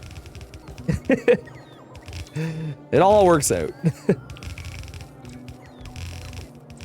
So I think that I don't know what my front side split is here. I think it's decent. If anything is slowing it down, it's probably just the fact that that 7 lane of iron is kind of far away. Like there's probably, and I probably could have given them more roboports for charging. Like, I never checked the map, but if I had to guess, I would say that there's charge queue issues going on with that iron lane down in the bottom right, and maybe that's slowing down the production of this main part of the base, but it's splitting hairs. Like at the end of the day, it's fast. It's just, it's so easy to like check things and see, I don't know, where could you have saved time maybe? This 2-4 stamp is, it's okay. Like I think maybe I could have stamped 2-4 sooner too, I don't know. Like the 2-4 stamp is decent. The one blemish on this map at this phase of the game was the distance of that 7. Yeah, that 7 patch is far. The 7 patch is not, it's not the best. But I think it's forgivable because like that last 7 lanes of iron, like if you're gonna have something be far away, it may as well be that one, because at least the red belt got connected quickly, the undergrounds and the splitters got connected quickly, the next 4 got connected quickly, the copper got connected quickly, like everything else was connected like pretty fast. So hey, what time did you get? Section, my finish time is a 4:15:07. We're just watching the run right now. This is also like wonderfully close lake. I love how easy this is. It's not so bad in this run, but in general, it's a problem. Yeah, I agree. It's a blemish on the front side for sure. There it is. The world record command looks so much better. Wow, big GG. Thank you so much. Thank you so much. Yeah, it was a really good run. It was a really, really good run. One thing I do like about this is like, I find for me on most of my front sides lately, I would say that I'm only getting this power setup like almost after I've split. Like as a player, I think I'm ahead of the bots more than normal here, which is nice. I mean, it's nice because it gives me time to shift to the backside a little sooner, I guess. Like it's never bad to be ahead of the bots, assuming the bots are not doing a bad job. So I think I'm going to dump a lot of my coal here in order to pick up as many plates as possible. I will finally dump the coal. Like, finally. This is what everybody's been begging for. There, coal is gone. Look at my inventory. Just fucking stuffed to the limit. There. The bot links to the site, and the site's API must not have updated yet. Wait, is my world record command not up to date? It was up to date. What? It was up to date in another stream. Oh my god, that's so weird. I think it was up to date in the site's right. Yeah, there's something wrong with Sammy. That's weird. Because it was up to date in another stream. The bots are team anti. The bot's lying. Right here, I have a small panic attack because this iron lane is low. And I don't know why. I'm trying to figure out why, and then I realize it's just so I undecon the roboport in case there's some incident, but then I realize it's just power, which this is fine. Might take a bit given steel eyes. Yeah, I don't know. I'll look into the command. Maybe it's something my command's doing wrong too. I don't think so though. And it doesn't matter. Doesn't matter. Wow, look at all these nice iron plates. See, I don't know.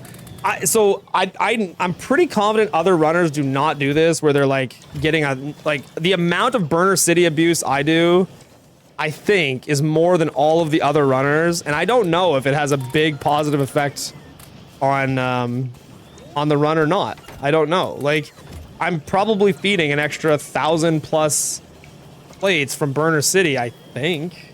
I don't see Anti do it. I don't know about the dough. The bot is correct in my Twitch chat. Yeah, I know. That's the thing. The bot's correct in Nephrim's as well, the dough. So I don't know what's going on with the command. I'll take a look at it. We get a world record again today. We're going to tie the world record. I'm actually going to submit this video as a second run that's tying the world record time. The mods will love that, right? So because I dumped all my coal, I have no coal for the train.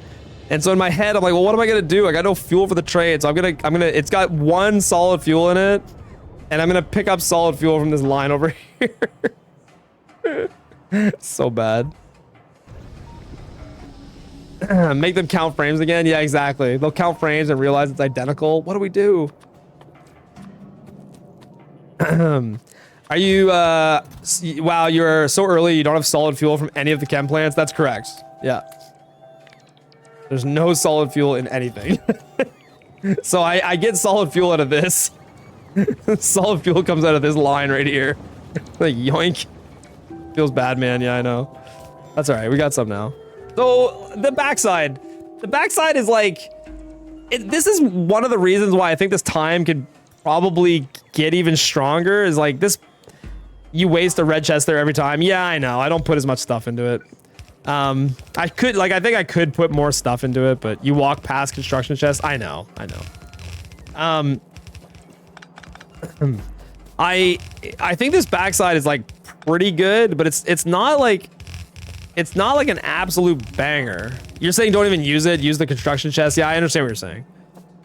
I'll have to figure out where those are. The worst part about this backside is the coal. And honestly, the copper is like, it's everywhere, but none of it is like super close. The iron one is obviously a banger. It's interesting how you run into the issue of being too fast for the designs that you use. Yeah, I know. Oh yeah, it's always the case. Like, you get faster than the design is like able to handle, and then you got to make these like weird little modifications to try to push the design like faster than it's used to. So right here, the reason I do what I just did is I don't want the drills going to stone. We're gonna have another issue now where we're like critically low on drills. This happens every time you're fast, is that your drills can like barely keep up. I've actually debated a modified blueprint here just for coal. Only for coal and for nothing else. Because at the start of backside, you only need 2 red lanes of coal. And so you're technically overbuilding these drills. And that is gonna have a problem because copper will get built slower, stone will get built slower. I've really heavily debated having a split coal blueprint that only puts in half of the drills.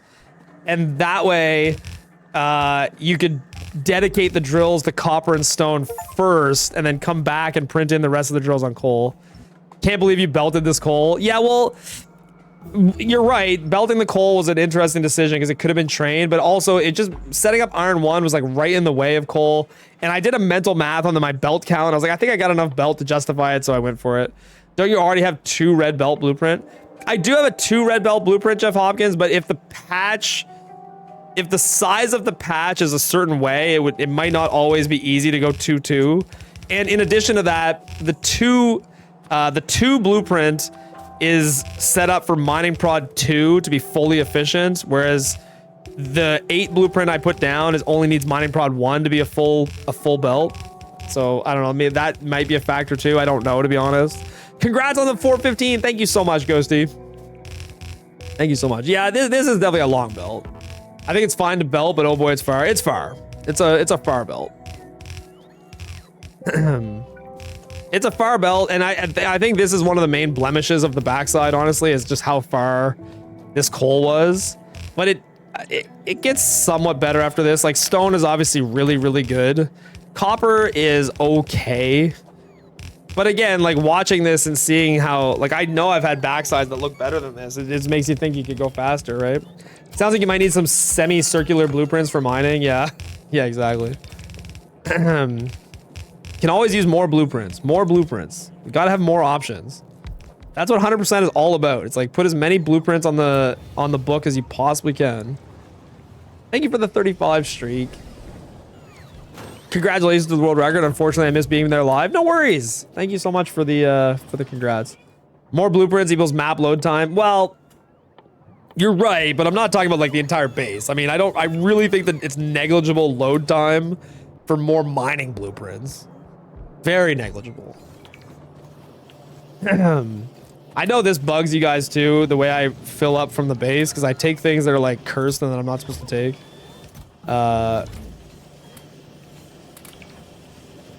Yeah, my belt count here is criminally low. I remember I was panicking about belt here in the run a lot because my red belt, it's because I used all of it on coal. First PB I got to watch live. Thanks. Nice, Gumby. Simply pay to win yourself to a better map load time. Yeah, that's right. Exactly. Just get a better PC. Map loads instantly. 10 minutes loading the blueprint books. Yeah. Yeah, so I think I forgot. I remembered right here. I forgot blue arms because if I'm going to set up a train, I need blue arms. I always just grab like 75 here. I'm sure, I don't know, maybe runners hate that, but like, then I know I have enough for the whole run. I don't have to think about it again like once. I also tend to steal stuff from this supply train a lot where I pick up the signals and the stops and everything from there. Add so many blueprints, we need a map finishes loading split. Yeah, there you go. Why would release be on a Monday? Yeah, we talked about that. Maybe it's so the developers can work full-time every day while the game releases. You need 6 blue inserters per train. Yes, 6 per train, and so I'm ready to make 12 trains. Look, now the command is correct. Maybe, okay, I have a feeling that maybe the command just needed to be used twice. That was probably the first time the command got used since the update, and maybe for some reason that fixed it. Yeah, so I'm still not stamping in these stone drills because the copper is more important, and I think I'm still lacking drills on coal and iron. Like, coal isn't even moving yet. This backside is like yeah, iron's not moving yet either. The backside could definitely be better here. This is not like the best backside ever.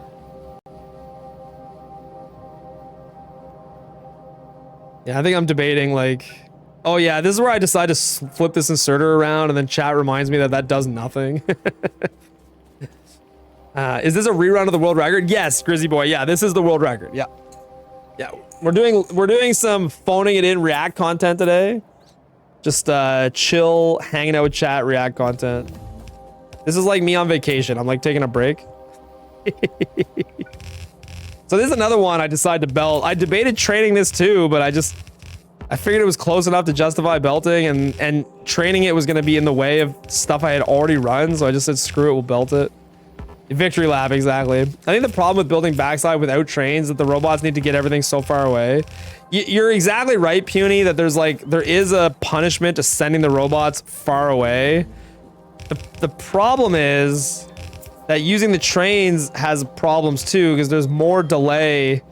Like, the belt delay is not that bad with these distances. Honestly, okay, so if we look at the copper and the coal, they're like right on the line of like, building them with a train is appealing, but they're not quite far enough away to justify it. Like, they're right on that line where like you kind of want to use the base bots. See, man, chat caught that turn belt. Thank God, I never would have caught that. Part of the reason why we delay, or I delay building stuff by a train as long as I possibly can, is that as soon as you start the construction train, it starts gobbling up a lot of your material, like your miners and your belt, and those miners can then not get sent out to places, and so you're kind of running like a deficit, like, because if that train's not running, it's holding on to material that could be placed immediately, and so it's nice in an ideal world that like all the bots and the drills and the belts stay out of the train and keep running. Because the train also eats up a lot of bots, and they sit in the train until they're used. The train is buffering stuff that you need right now. No, it's not. The train is not on. So if you look right here, this is the supply train right here. And it's not buffering any material. Oh yeah, the alarms are going to start kicking in. I'll lower it a bit. So yeah, if you turn it on, that's exactly right. If you turn the train on, it starts buffering up a lot of material that immediately is not available to your base. I mean, it's a necessary evil because at some point you've got to start using that train repeatedly, but in my opinion, the longer you can delay turning that train on, the better it is for your overall base. Like, yes, the bots have to travel a little bit further, but the train takes construction bots from your base as well. So, yeah, it's a really hard balancing act. It's a really hard balancing act, for sure. Yeah, the alarms won't get so bad yet. They start getting really bad when the phone starts ringing. That's when the alarms start getting really bad. Yeah, I was having some panic attacks here about iron 2 because my iron on the backside like is pretty rough. Iron 2 is like really far away.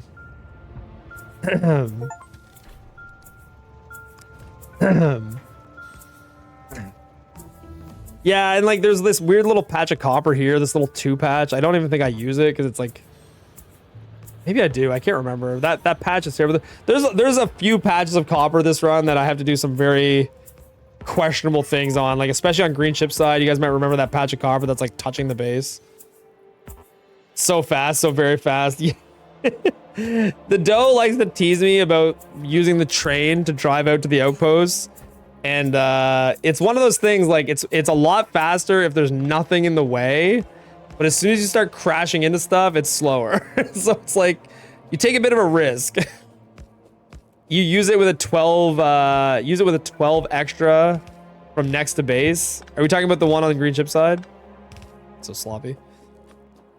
Wait, look, you made the track without failing. Forget to power the extra. It's occasionally faster than driving. It's usually not. Yeah, I think it depends on how far you're going and how clean the map is. Like if the map is absolutely loaded with trees, it's not very good. I think mostly it's good though. Everyone can say you could have done better at one thing or another, but you're the world record holder now. Yeah, I mean, that's the thing. Yeah, I do end up using that copper patch. Yeah, you're right. You're right. I fill it with the, yeah, this is hilarious. Yeah, the copper crimes on this map are just, there's something else. So, sorry, what were we saying? Yeah, no, Axeman, you're totally right. It's very easy to point out like, well, this could have been better. This could have been better. I think you can do that with every run that's ever happened. We could look at Anti's runs, the Doe's runs. Like there's 50 things you can point out where it's like, oh, you could have done this, could have done that. It's hard to play perfect on 100%. It's like any percent, you can visualize perfection in some way because everything is like defined and everything's the same every single time. 100% has so much variability. It's like really hard to visualize like perfection. There's so much routing decisions happening. Are you walking by that mysterious robot frame chest in the video? Where is it? Yeah, I'll show you guys. Yeah, it'll come around later. The fun thing about speedrunning is you can play better than anyone has ever played before and still have a reason to keep playing. Yeah, I know. There's always ways to look at your run and say, well, this could have been better. That could have been better. I think that this patch of iron is rip, and I'm realizing that right now that I'm gonna have to go over there, and I'm not a huge fan of that. And right now there's like a crisis going on in my head of like, I don't know where iron is gonna come from for rocket side. I just got to go with the flow and use the iron that's available for backside. So, okay, so here's some interesting decision making that I've started leading into more lately. So you might be wondering, like, why am I not setting up more ore lanes? Because there's copper I can set up, there's iron I can set up. We already, like, I looked at it on the map and saw where it was going to fit, and I'm deliberately not setting up more ore lanes right now. Now, why would that be? So there's a few reasons. The base is still getting built right now, so like the early backside split is still getting constructed, and the train just left to build that iron. I'm trying to maintain I'm trying to like be kind with the robots to some extent, because if I have them go build a new mining blueprint, there's gonna be a lot of robots that have to go build that. In addition to that, I'm going to use a lot of drills, and so I'm trying to wait until the small backside split is like quote unquote done as possible before I get the bots to do this humongous project of like a new mining patch. I'm sorry for the phone, by the way. The stupid phone alarm is for the train. I'll just turn this down a little bit more. We don't have to listen to the phone. I think it's a mistake to not set up iron here. The steel from it for stage 4 here is very important. Iron is being set up though. Iron is being set up. It's just I'm setting up. I make a conscious decision to set up oil first because this project is one that doesn't interfere with the first 5 lanes as much, and it requires less robots than a large mining blueprint. How many robots do you shoot for per Roboport at this point in the run? I don't know what you mean by per Roboport, but like the entire base probably has like, at this point in the run, it might have like 1,300 construction robots. I'm just guessing. It's probably around that. Your pipe usage here is really bad. A lot of bot flight time because you're not using underground pipes. You're right. You're right. I could underground more of this stuff because I am far from the base. So I kind of agree. Like, this is not the most efficient. Like, there's a lot of robots that have to fly out here to build all this pipe. I could have connected more of that with undergrounds. It's a lot more than you thought. Yeah, I think it's around that, BG. I don't know the actual number because I'm not checking. Like, I have no control over the VOD, and I don't think my guy ever checks, but I think bot time is more important here than player time. I agree. Bot time is way more important. You're probably right. I should have used some underground pipes. Again, it's one of those like nitpicky things. Does it have a huge impact? No, but would it save time? Definitely. Yeah, anyway, I've started doing oil faster and faster because I find the oil is like, it has to be done. It's like a player time thing you have to commit to, but it doesn't tie up as many robots as building a full mining lane. And I think it's really important to keep your robots focused on like building the first part of backside more than any other thing. You want them doing that exclusively. And so, yeah, technically a lot of bots have to go build those pipes, but it's not as many as if you put a full mining print down. That's what, 100 bots for like a couple minutes? Yeah. Also, you cheeky bastards, you copied me and now build another 100 extra Logibots? I do. Yeah, I do. The doe told me that she makes 100 more Logibots, and I was like, well, I'm going to do that too. And I just scooped that up and copied it. Listen, I'm nothing if not an imitator of greatness, okay? I don't really produce a lot of my own greatness. I just imitate other people's greatness repeatedly. I should have kept my mouth shut. No, you have to share greatness. I'll share all of my greatness too. There's so much of it. You can take all of the great ideas you find in my run and you can use them as much as you want. My run is full of great ideas. Hilariously, he almost didn't get the stupid Logibot delivery achievement. Yeah, I know, right? The Logibots were very busy on my Science Zero, being 50 miles from the base. You mean stealing? Listen, imitation is the greatest form of flattery. It's imitation. It's imitation. It's not stealing. Science Zero. Well, Science Zero is all me. Science Zero. Well, I shouldn't say it's all me. I stole to make it. I like stole pieces of other people's stuff and made Science Zero. It's like a Frankenstein's monster of like other things. I will take you up on that. Just let me know when you're free to tell me what specifically I'm doing wrong. Yeah, I mean, if I could, I would. I'm a terrible teacher. But you're welcome to watch as much footage as you want and hear me ramble about what I'm doing as much as you'd like. I figured out how to run in the heat. Turns out I also need barreled water. Nice. The doe coaching stream win. I'm sure that would go well. Me, the worst coach ever. Oh, man. Yeah, I don't know. There's a lot of, like, I think I've gotten a lot better at managing bots. I think that was something that was holding me back a lot before, is like having a good understanding of like what are the bots doing and when and where are the critical splits and, you know, things I'm trying to get them to do at any given time. Like that small backside split is obviously it's very strong. A minute 23 green is really good. And I think the rest of the backside is going to go pretty smoothly. And again, like part of that split being strong, like I think that split would have been worse if I put down a mining blueprint. It was like very tempting to build copper because like there's 2 copper lanes right there. It would be so easy for us to just build those 2 copper lanes immediately. But I think that would have slowed down the previous split. And now that that split is done and in the books, now we can start getting the bots to push on to the next project. I think those decisions are important. Also, yeah, this is kind of nice. Because I waited to build this iron, our radars discovered more iron patches to the north. And so now I don't have to steal the ones from Rocket Side, which was super helpful. And yes, you can make fun of me for driving the train here because I screw this up a ton and it's slow. Is that water barrel your idea? Yes. Yes, barreling water is my idea. It's so much so my idea that everybody else, chat, other runners, everybody was disgusted by it. They were disgusted by the very thought of it. The very thought that we would barrel water to get a world record was looked down upon. Like we were the, I don't know, some sort of cockroach of the speedrunning world. And we showed them. We showed everybody that barreled water is world record stuff. Now, I think that the doe, I think that just to save face, she didn't decide to barrel water, but she does now barrel sulfuric acid.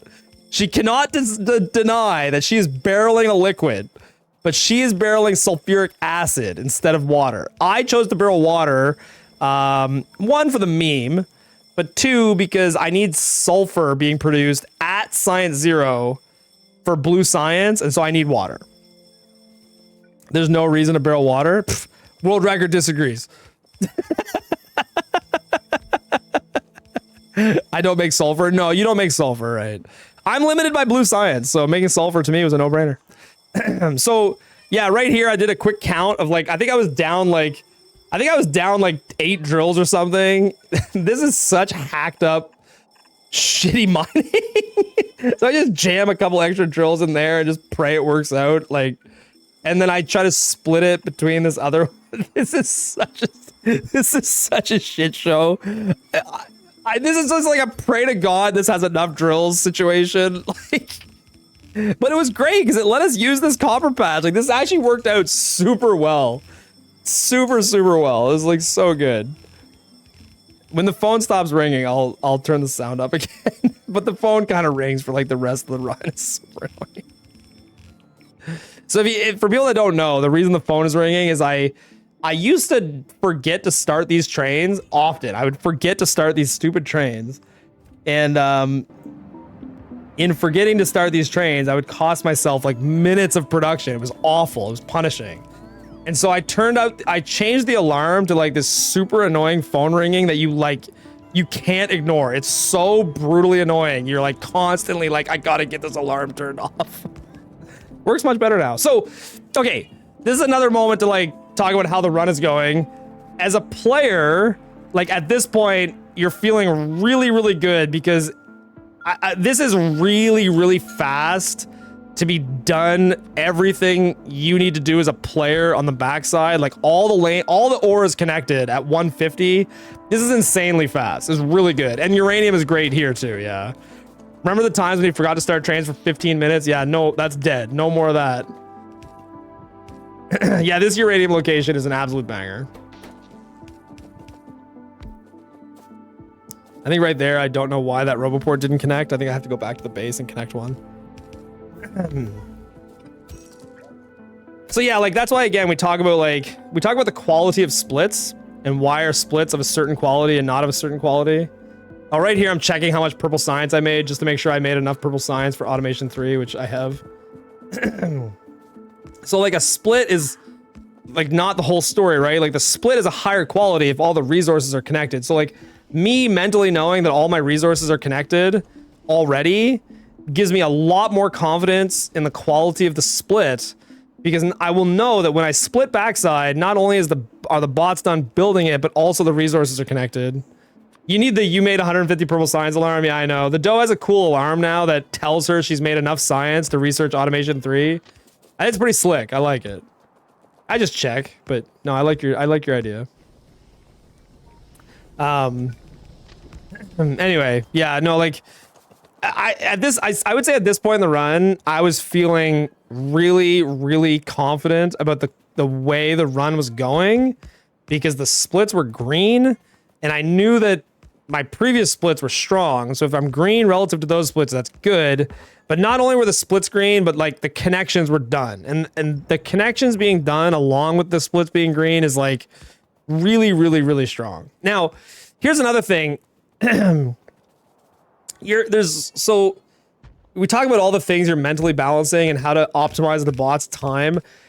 And we're going to see this really clearly when I go to green chip side more than anything else. But there's always a debate. Like, so you've got to set up 3 lanes on rocket side, and those 3 lanes, you might have some that are set up via train and you might have some that are set up via belt.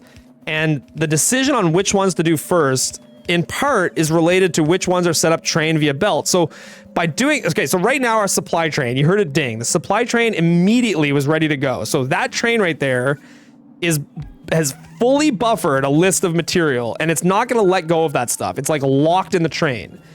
Right now, our robots are building all of backside. Even though as a player, we're building rocket side, our robots are still busy building backside, and we do not want our robots to stop building backside. We want the backside done as fast as possible. So hypothetically, if I stamped a big blueprint of drills here on the rocket side, that's going to take bot time away from the more important task. And so by using the construction train and not stamping something that the bots are going to build that's belted, you're keeping the bots focused on the more important task of backside, but you're still efficiently using the construction train, which is already full anyway. Like, the construction train is sitting there full of resources. You may as well use them.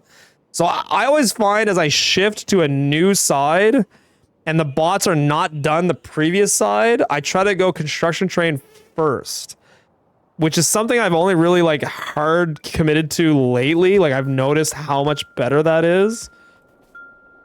Like, there was times when I would just stamp in drills like without even really thinking about it, and clearly that's not as good. Uranium has 2 robos, but it only needs 1, so we cut a robo. Yes, that is correct. Yeah, that's what happened there. Sorry. So again, still, like, that stamp right there is 4-3. That means it's still a backside stamp. Here, I'm just checking to make sure these drills are working, and I think I'm concerned about the left side because it looks a little thin. But if you look in the top right-hand corner, Mining Prod 2 is researching now. So when Mining Prod 2 is done, this should run fully. But I think I'm just jamming a couple extra drills in here just in case. But it should be fine. Anyway, what I was saying, like, bots are still working on backside. Like, I don't want to pull thousands of bots away from the base while they're building the critical backside infrastructure. So I try to, like, only use the construction train here and let them do what's most important. When you shift outposting, do you deconstruct the building train to reclaim the resources? No, the building train starts filling the green chip train. So all the drills and the belts and stuff that is going into that train just starts routing to the green chip train and filling it. So it kind of just still gets used, just differently. When he says there were times I would just stamp miners, he means 2 weeks ago. Yeah, probably like a month ago. This is something that in the current push, I've just learned how to do, like, I think a lot more efficiently. Like, there's so many little efficiencies of, like, managing the base and the bots that, again, a lot of it's theoretical. Like, I have a theory that this is better, but I have to test it. Yeah, here I also delete those things to try to manage bot queues because I'm a little concerned that I've already stamped in the low iron and it's not built, and there's a lot of stuff being built in the base. I'm trying to limit the amount of ghosts on the map, and so I make a conscious choice to delete the drills there so there's less ghosts on the map right now, and I'll restamp them later. We told you repeatedly for months that it was better. Yeah, I mean, I don't know. I think nobody's like walked through it very clearly. I've always been better at learning by doing too. I find learning through making your own mistakes is often a better teacher. So where were your world records for those months? Yeah. Did you build the missing module decon planner? No, I did not make the you mean for if the outpost train does not have modules? No, I did not. I should do that for future runs. Sure, it'll come up again. Even Warger came in and was like, WTF, I thought I abused my bots. Gotta abuse them, man. Keep them working. Just keep them working. Yeah, during outposting, I definitely got a lot better at managing bots there. My trick to doing that was just making blueprints that let me ignore it completely.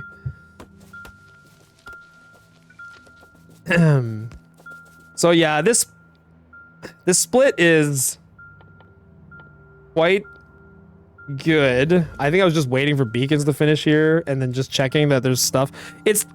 Yeah, I think that the dough would say that I should check a little more thoroughly to make sure that stuff is built, but I just do a really, really quick check so that I don't have to spend 30 seconds on it. Can't wait for 2.0 for better bot queues. I know 2.0 is going to be amazing for stuff just like that specifically. Now I'm really fortunate here because there's a really good coal patch that goes right into the power plant. And there's a really good coal patch that goes right into the power plant, and it also lets me come down here and stamp this copper better. That's kind of nice. I wonder how much faster this run would be if the change was 2.0 bot. I think just the bot change will make the run a lot faster. Absolutely. I think just the bot change will make the run a lot better. So the reason I do this, this is something that I think Anti first started doing, and then I think the dough is also copied and I've copied, is that if you're fast enough as you start pushing the base towards the green chip side and then researching the silo, oftentimes power will yellow because your fuel buffer has run out because you're pushing your factory too hard. And because of that, we've started adding this little buffered coal in, which helps maintain the fuel buffers and keep power green until nuclear can take over. There's like, you're trying to perfectly dovetail your fuel into nuclear, and that coal buffer has really helped with that. Oh, I crushed over a power pole there. Every time I'm trying to do tech and I'm trying to move or drive at the same time, I'm like crashing into stuff. Funny. Yeah, 157 backside split is really, really good, by the way. I think like, I think I've had a 156 before on that run where I had the wrong blueprints, but that's about it. Several minutes on green chips, less for science. You could have stamped the copper from the map. You didn't need to run to it. Yeah, it's hard to see on the map without the radar, though. I know I could have, but the map is so dark, it's hard to see. I don't know. I could have waited until the train got there and built radar, I guess. So, yeah, we're gonna go to green chip side now, and this is gonna be the better example of like order of operations. Stamp over the rail shape. Yeah, no, you're right. I could have. I just, I don't know. Map's dark. I couldn't see, man. Couldn't see. You don't skip the coal buffer if there's no coal that's close. Yeah, I have skipped the coal buffer before, and sometimes I've paid for it. Sometimes I haven't. It's one of those things that like, it's hard to predict. Sometimes it rips your run. Other times it doesn't. How many steam engines can one boiler support? Trying to learn things for my first win. Yeah, so one boiler does 2 steam engines. So power ratios, you got 1 offshore pump with water, which can feed 20 boilers, which can feed 40 steam engines. So right here, yeah, man, I remember looking at this copper thinking like, oh man, I really want to use this copper. It's like exactly where you'd want it to be. And this was like a really, really fortunate, like how lucky are we that this copper, this just worked. It like just worked. But same thing as before. So I got the same logic as before. I'm currently building green chip side, but my bots are all focused on the rocket side of the base right now. And I don't want to pull too many of them over here. If, in all honesty, I probably should not have stamped all 3 of these train blueprints. I probably could have stamped them one at a time, because I'm trying to keep the bots on the side of the base that they're on. I want them heavily focused on finishing rocket side only, and then pull them all over here afterwards. Don't want to pull too many bots. Stamps 3 rail stations. Yeah, I know. I agree. In hindsight, I probably should have not have stamped all 3 rail stations. It's not the end of the world, because it's like you're not pulling drills over. You're not pulling like too much over. I think it'd be worse if I'd stamped like full copper mines in and stuff. And honestly, they're not even mostly in Roboport range now. And this is something I found I've improved on. I've improved on more than, like, I don't know, the consistency of my silo split and my rocket launch split have gotten a lot better in the last month. There was like a stretch of like a few weeks there where I was always getting slow research times. And I didn't know why, and I couldn't even point a finger to exactly what fixed it. I think I just got better at routing and making sure the base was fully producing one thing before moving the bots over to another thing. Like, there's so much management with like a section of the factory. If it's missing one entity that's critical, does nothing. And so even though your bots may have built like 2,000 entities, if there's a singular linchpin entity not there, that section is doing nothing. And so it is vitally important to make sure that like a task is complete before moving your army of bots over to another task. Notice Derek didn't even look to see if bots were done with 5-1. No, I don't. So I look a little bit less from 5-1 to 5-2, but I look a lot more from 5-2 to 5-3. I don't look as much, but within the sections, I look a lot more after going from section to section. Red splitter flashbacks. I fixed that problem because my red splitters now are buffer chested, so they won't do that anymore. There is no 5-3. You're right. There is no 5-3. So from 5-1 to 5-2, I don't check as much. But from 5-2 to 6-1, I will check a lot more. From 4-2 to 4-3, I won't check very much. But from 4-3 to 5-1, I'll check a lot. Like, as I jump from the first number changing, I'll check a lot more. But I do check a lot less when it's still within its own section. Which I find is reasonably okay. I mean, it can bite you for sure, but it's reasonably okay. I'm doing the same thing here as I did before. I have a lot of ghosts on the map, so I'm deliberately leaving that piece of train not there.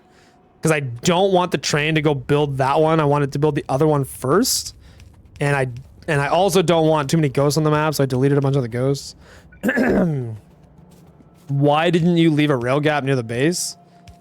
I could have. I don't know. I just like the train. I didn't know if the train was gonna go yet or not. So I think when I was setting up the train, like at the outpost section, if the train had beeped at that point and started building the other one, I would have fully built the rail. But because it hadn't, I left the gap. I could have left the gap closer to the base, though. You're not wrong. It's just the timing with which and see, now that the train is gone, I connect it. I just wanted to wait till I hear the ding. As soon as I heard the ding, then I start putting stuff in place properly. Yeah, the gap's out in Narnia, but I have to route back through there anyway, building this one, so it didn't really bother me that much. Excuse me. Bump. You guys love the wood alarm, right? Ah, Derek, congrats on the world record. Thank you very much. Appreciate it. The wood alarm's it's just popping right now. All the alarms should be like this one. I mean, this is the one nobody even minds hearing. It's like just an absolute beat. Oh. Never has a single note hit so hard. I guess it's a gamble on when you think you'll be win the train ding. Yeah, it's a bit of a gamble. Like I knew I was gonna route past there a few times anyway, and I don't know, just the way I routed through the map, it's the decision I made. Would it be better near the base for sure, but it's all good. This one here, I didn't leave a gap because it was so far away. I just let it get fully built. Plus, I'm almost at the point now where, yeah. So I'm just stamping in recipes with 5.2, but 5.2 is almost done, and so very, very soon I'm going to be shifting over to this side of the base fully. This is approximately the point in the run where I had to walk away for work. Well, perfect. Would you mind explaining why you have the Roboport and yellow chests supporting the locomotive? So, BG, a lot of the stuff you're seeing me do right now is really not relevant for like a normal playthrough of the run. Basically, what's happening here is there's a train that's driving out to these mining outposts, and it's unloading stuff into yellow boxes for the bots to use.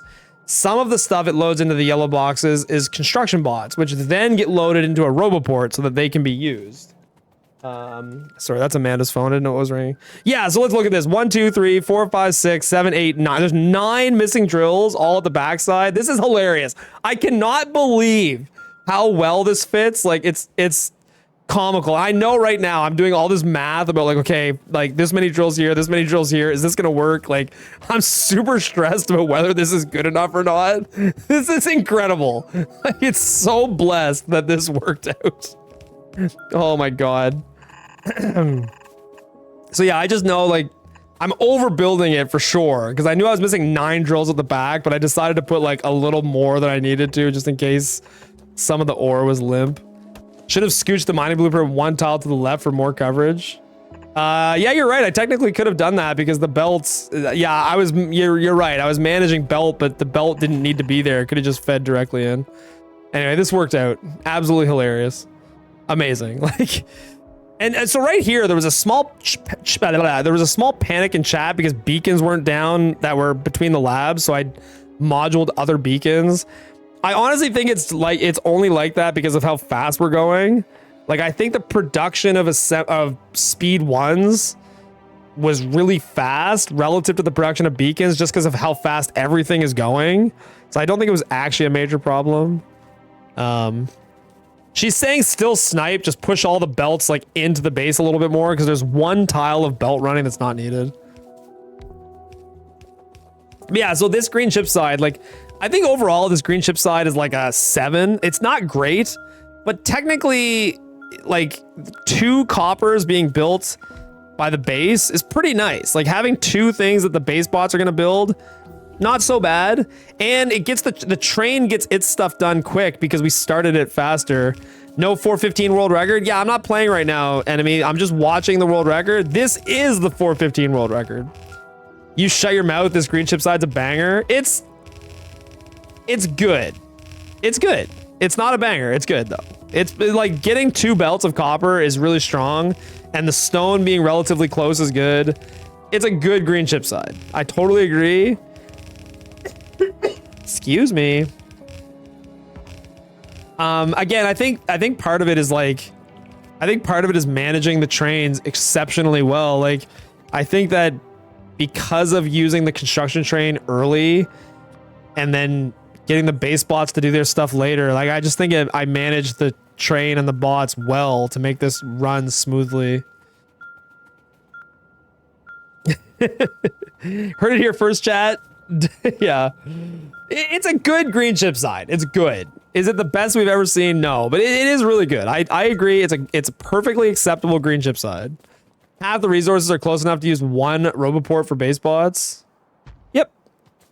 Yep. You're right. It's like the stone and the copper are really, really good. The iron is like fine. Like it's, you know, having to train all 3 irons is like, eh. But it's not so bad. It's not so bad. Excuse me. Does those bots stay in the train? Sorry, I don't know why I'm clearing my throat so much. No. So what happens, Sam, is that so I'm about to run by them in a second and I'll show you. So let's look. Oh shit, just a sec. Yeah. Oh god, I can't get the pause correctly.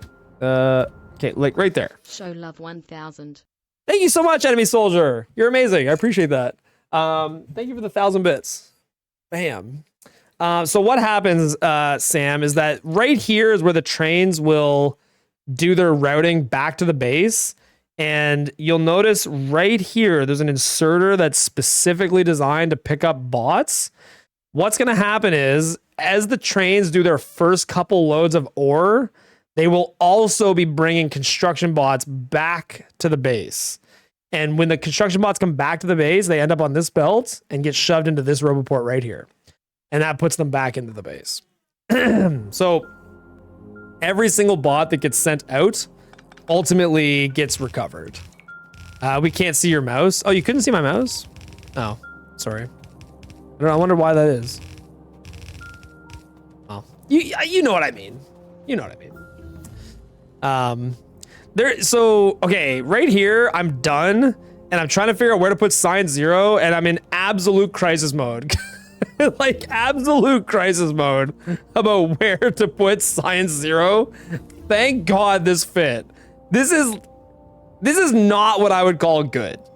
Like, I would not call this a good sign 0 location, but it works. Like, barely. Oh my God. Yo, BG, thank you so much for the gift subs, dude.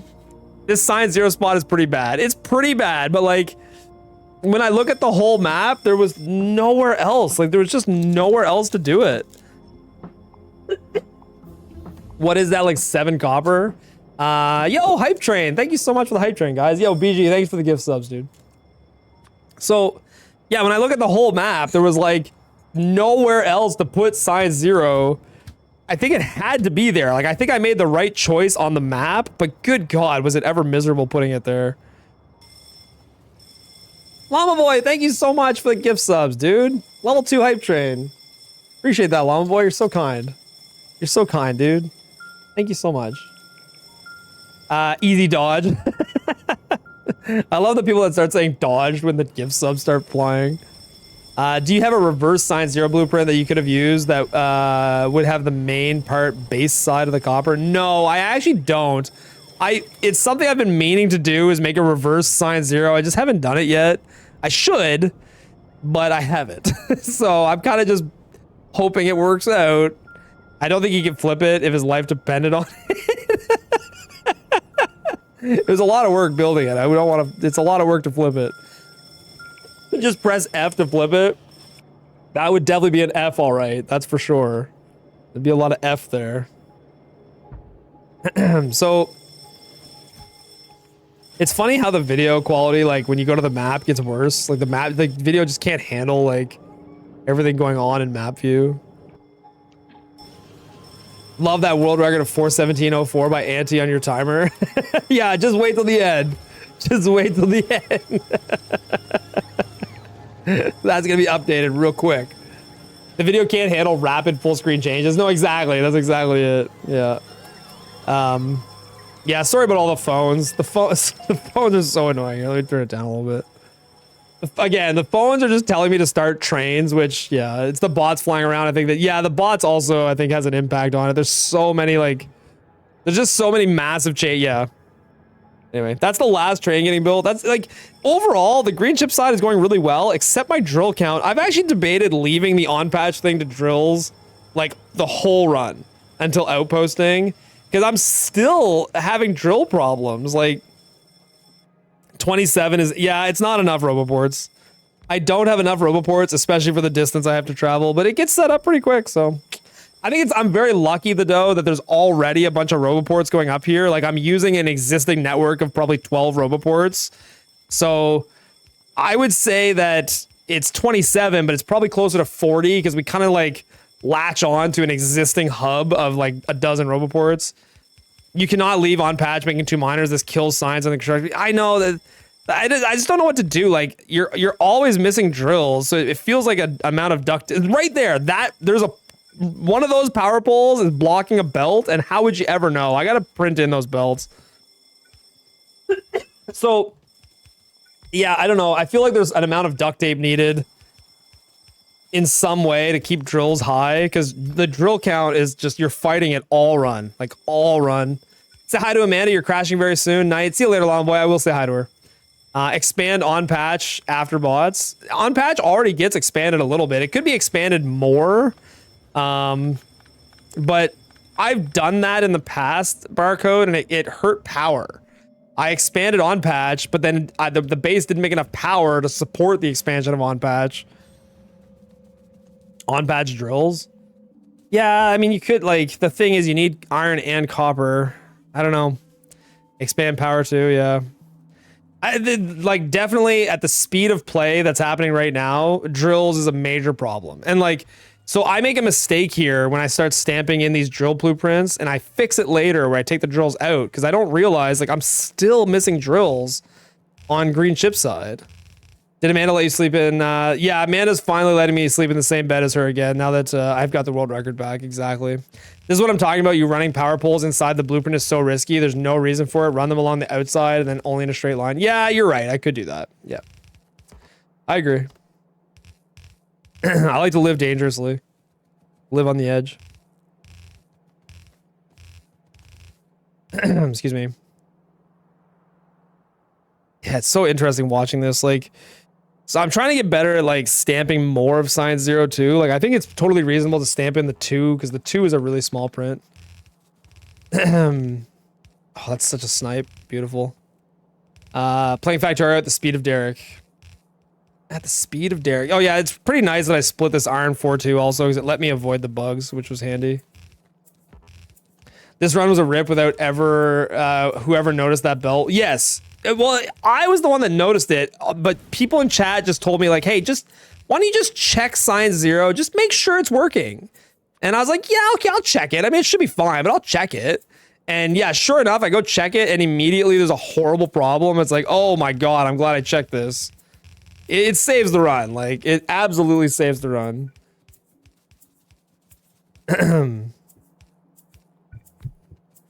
Yeah, so very soon, I think I'm going to realize, and it's possible that somebody in chat brings it up, that like, hey, just so you know, you don't have enough drills on your friggin' green chip side. And I'm starting to steal drills coming up to Science 0. I think I don't notice silo right away, do I? No, I do, okay. It's funny, some runs I don't notice that research finishing. TTTTT, yeah, look at all this wasted tea time. So, I'm pretty sure I've had silo times that are lower than that. I'm trying to remember though. Like just research times. but it's definitely strong. It's a strong time. I think Amanda was beside you here. Amanda was in the room with me for sure. Yeah. You have faster silo normally. Yeah, I mean, this is obviously good relative to PB, but I think I've had faster. When you say Science Zero, you're talking about a collection of blueprints that produce all science packs. No, so Science Zero BG is this weird little outpost. So a lot of the runners make what's called a zero outpost at this point in the run. And the zero is just, it's an irrelevant naming convention. It's just, basically, it's this little outpost that the base makes before we go start mass producing green chips. And all this outpost is designed to do is whatever your base is missing. Most of that is green chip production, but mine also makes speed module 3s and blue science and black science, which I find were some of the limiting sciences that I had in my runs. Yeah, so I think right here, I realize I've got no roboports and I don't have drills on my green chip side yet. So in most of my runs, I've usually used 2 hours and 20 minutes as like the time that I want to see green chip side like fully operational. Like I would say 2 hours and 20 minutes has usually been my goal. Your Science Zero made about 50 useful military science. That's funny. I did not know that. I knew military science was sometimes a limiter, so it's kind of in there just as a safety net. It's not really like critical, but yeah, that's funny. And I mean, in all honesty, was it even useful? Because I wasn't limited by science. Look, you can see that pole right now. Look, there it is. Top left of the screen. Look, there's the fucking thing. See this? This pole. Oh my God. Look at it. That is blocking an absolutely critical belt. I need to put that belt in stage 1. Good God. Good God. All the rest of it was sequestered in a chest. Oh, okay. I see. I see. You're saying not a lot of it ended up getting logicked down. I understand. Yeah, that's all right. How much time did that pole cost? I mean, we caught it.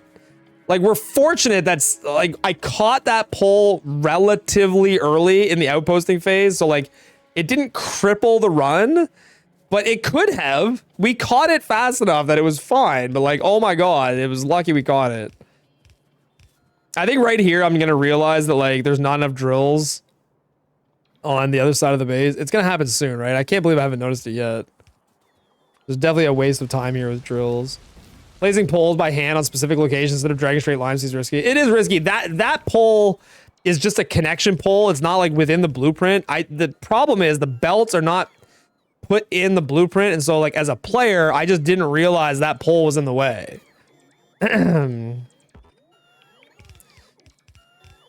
Factorio speedruns 1 million entities and 1 kills the run. Yep. That's it. Yep. Place 1 million entities, but place one of them wrong and the run is dead. That's pretty much how it works. Yeah, bot queues here are not great, but it's working. Yeah, the bot queues here are not good. I mean, like, it's tough.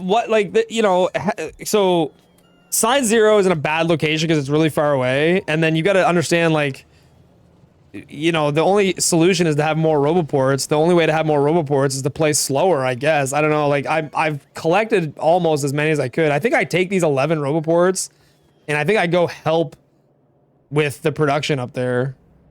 Pretty sure. This isn't bot queues, it's charge queues. Sorry, that's what I meant. I meant to say charge queues. So yeah, I think right here I'm realizing like how many drills are missing from everything, and I immediately panic and jump up here and start deconning drills like crazy. I just made this drill decon blueprint the other day too. It's funny. So I'm just getting like pulling drills off the map everywhere I possibly can, and then putting the ones back that are already built so they don't decon them. Do robots have repair packs? Yes, they do have repair packs. Yeah. Excuse me. I'm pretty sure the rocket launch time on this is bad, right? I think the rocket launches kind of slowly. But honestly, I think the reason the run goes good is because green chip side has been running like really, really well for a long time right now. Like I think the ability of the base to buffer up a humongous amount of material because green chip side has been running for so long is what allows me to make like the first 5 outposts really, really fast. The rocket was like 90 seconds late. Yeah, that sounds about right. I think the rocket was like a little bit late, but the rocket split is such a weird split because like technically it doesn't have to like directly pull time out of your run, because as long as your first outpost goes up reasonably quickly, the rocket split is not punishing you that much. Like it's a weird split like that.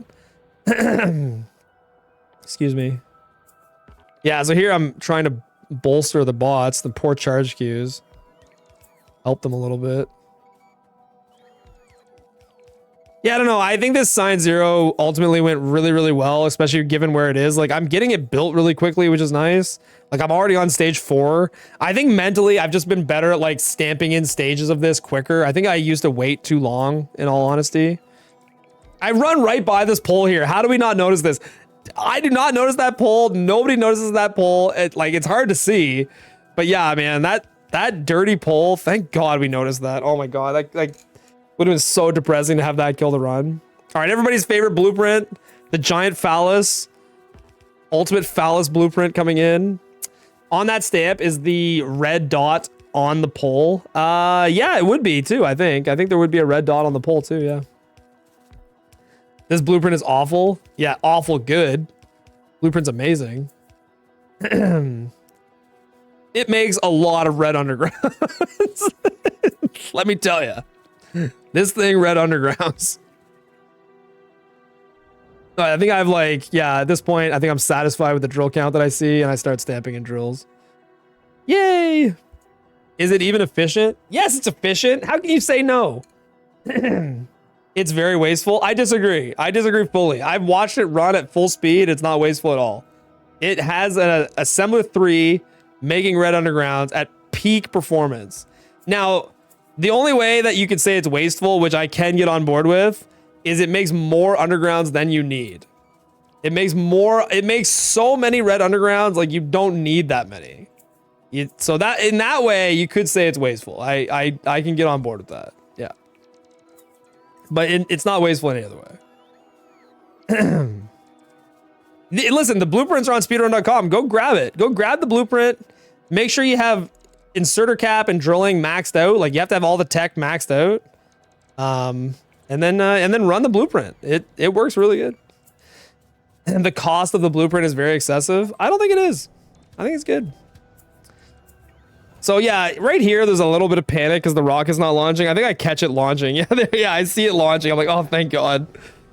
But again, like, it's not so bad that the launch time is 90 seconds red, because it's like, that is one of the splits that's not on the linear track. It's like a weird split that kind of exists in limbo. And like, as long as the first outpost gets built quickly. So if you look at the timer, 2:31:38, that was a good split to start outposting. I have 5 minutes to get my first outpost up in order for me to think like the run is going well. 5 minutes is quite a bit of time. All that has to happen in that 5 minutes is that the bots critically have to place the chests that are feeding the green chip train. Because right now, the rocket is absolutely critical to the run. You can't begin. No, the dough is totally, you're totally right. The rocket is critical, but you can still start outposting at the same rate as normal if the rocket's a little bit late. Like, because I'm still doing player stuff here. I don't even have the first outpost ready yet. So as long as there's not too much of a delay putting in the chests that are feeding the green chip train, then it's perfectly acceptable for the rocket to be a little bit late. Like, the amount late we have here is not going to punish me. The dough, thank you for subbing, which I don't know why it alerted now, because I think you subbed earlier. Thanks again. Did you sub twice today? I don't understand. Put a circuit limiter on the cock and an alarm that goes off after X red undergrounds have been produced, and then when the alarm goes off, deconstruct the cock. No, it's not. I don't think the dough is saying it's wasteful. I think the dough is pointing out that the amount of bot trips that have to be done to build it all is a lot, I'm assuming. It said the anniversary earlier, and now it let me use Prime. Very weird. We've talked about this before, the dough. I think that the I think that the Prime sub has like an hour or like a couple hours between times you can use it deliberately so that it runs out and you don't have it available quite yet. I don't know why. Mucky, thank you very much for the raid, dude. Welcome in, Mucky Raiders. Congrats on the world record. Thank you so much. Yes, we're doing some low effort content today, Mucky. Thank you very much for the raid. We're doing some very low effort content where we just chill and watch the world record and meme and talk and, you know, have fun. It's just a good old have fun time. Excuse me. Oh, sorry. So again, right now, like I have 3 minutes to get this first outpost started. All I want to hear is the train ding.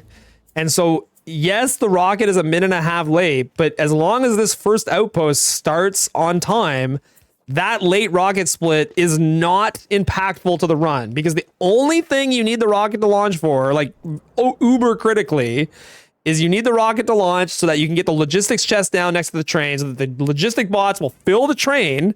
And as long as they have done that in order to start the train on its first trip fast enough, then the launch time is fine. You're not punished for the launch time being a little slow. I do low effort all the time. Nice. Well, I'm joining you. Low effort content day. You got to do a low effort content day. It's good stuff. No, specifically the blueprint is too large in terms of the area required to build it. It forces you to use many more roboports than if it was compact. Additionally, use a huge number of electric furnaces, 12% of a green chip train, too much red belt. Yeah, no, yep, you're right. It uses a lot of material, but it produces a lot of red undergrounds. I agree. It uses a lot of material, but I will never be short on red undergrounds, okay? Red undergrounds are going to hum. Let me tell you, that thing is going to cook. I know what you're saying. Like, I can get on board with the argument, though, that it makes too many red undergrounds, and therefore a smaller shape can be justified. But it's a cool shape. It also looks nice. Exactly. See, you guys get it.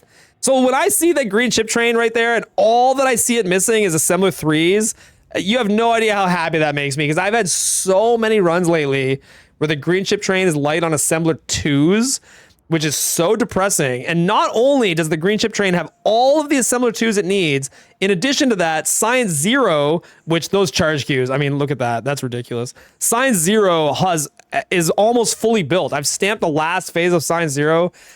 For me as a player at this point, I was pretty ecstatic. I actually thought everything was going incredibly well, because I was going to start outposting green, which is really good. Like a 2:30 time for first outpost is strong. Science Zero is also fully complete, which is amazing. So in my head, I just felt like, okay, I think this looks really good. I think we have an opportunity to get these outposts up quick. When do we fix the Science Zero belt? It's coming. It's coming. The red dot on Science Zero might be under the cursor. It's under the electrical network overlay. It's like really hard to see, for sure. At some point, I can't remember when I noticed it. It's probably after like 4 or 5 outposts, honestly. I'm fortunate that it only cut off half of the green chip production that was supposed to go to red chips. It didn't cut off 100%. If it cut off 100%, that would have been like catastrophically bad, but I think it only cuts off half, if I recall correctly. So it's like the red chips still worked to some extent, which is good. Yeah. Fully complete. Yeah, 99.99% complete. Anyway, yeah, so look, 47 seconds green. I also, in my head, I know that our last PB was like 2.5 minutes green on this. So like, yeah, this is a good split. This is a really strong time to get the first outpost up. The question is, you know, outposting going to go well enough? Complete with generous rounding up. That's right. And people asked earlier, like, at what point in the run did you know, like, it had a chance to world record? I would say it was the 5 million split. Here, Derek makes a huge number of mistakes with his personal robots because he only has one tier 1 personal roboport, which have built a tiny build area. Yeah, I know. I only have this one little garbage roboport. Oh, it's funny. But you know what? The outpost gets built. It's all good.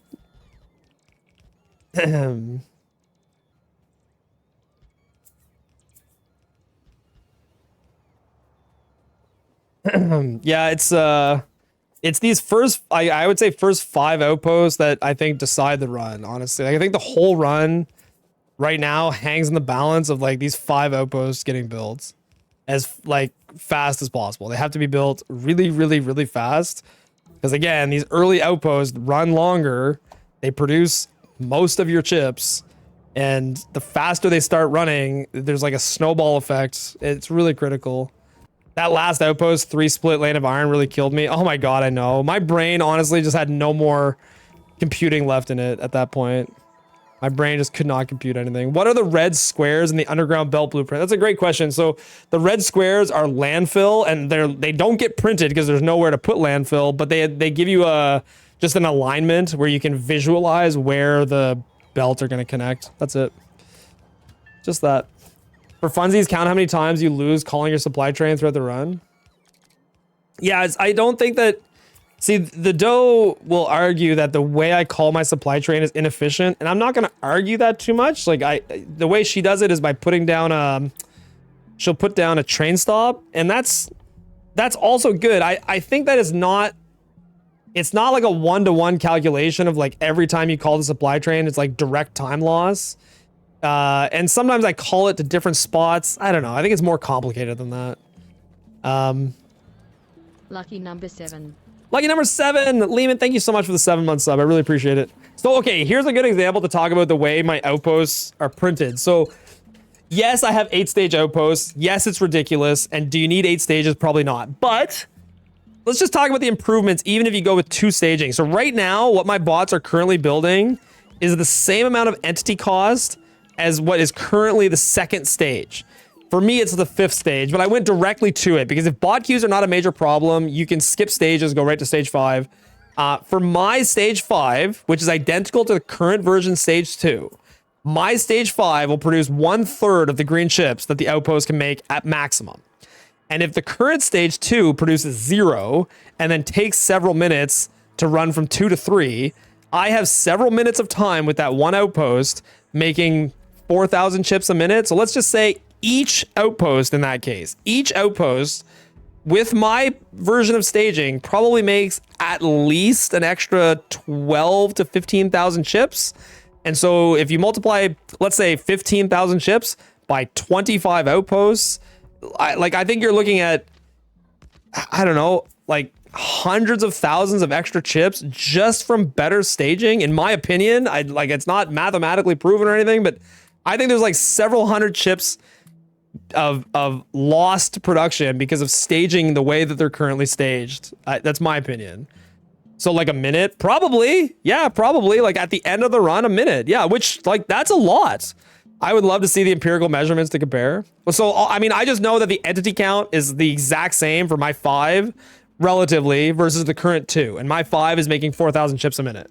So if you're making 4,000 chips a minute at the stage 2 finish mark, how long does it take to build stage 3? I think my outposts are making more.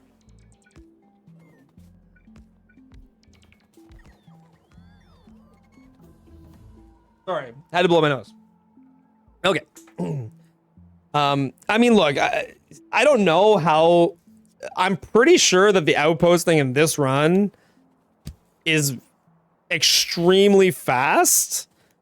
I don't know how it measures up to the Doe and Anti's like best ever outpost times. Like, I think what you want to measure for the best outposting ever is the time from first outpost to 20 million chips. Whatever that gap of time is, I think is a measurement of how high quality your outposting was. So I guess the question is, from 2:30 to 4:15, you're looking at what, an hour and 45 minutes of outposting? Is that right? An hour and 45 minutes. Is an hour and 45 minutes fast? Is it slow? I don't know. I honestly don't know. It's an hour and 44 minutes. There's now 28 runners in the 100% section. We've had 3 new entries in the last few weeks. Yeah, there's lots of new people. It's awesome. If you're going to split, you need at least 2,000 stages. What if we do 1,000 stage outposting in order to see even more improvements? I love it. 2,000 stage outposting has some issues with assembler. You guys are hilarious. Anyway, yeah, the train is running really, really smoothly at this point. Like, I find lately in a lot of my runs, like the first outpost will go up okay, but then there's like a lot of lag time for the next outpost. Like these early outposts, like the train is like cooking pretty good. And so even though there's an argument to be made that like these outposts don't use like perfect ore patches, the train's running and that's what matters. When I measure outpost time, I measure from 1 million green chips to 20 million. It's an easy way to avoid measuring. Yeah, that's a good idea, the dough. I think that's a good. Yeah, that's fine. I agree. That's a totally reasonable way to measure it. So let's see what my 1 million split is, and then we'll take a look. When am I gonna notice that pull, man? I can't wait to notice that pull. Like there's so much panic when I notice that pull, but I can't remember how long it sits. We never did look at the box that's holding bots in it. I can turn the sound up a little bit again too.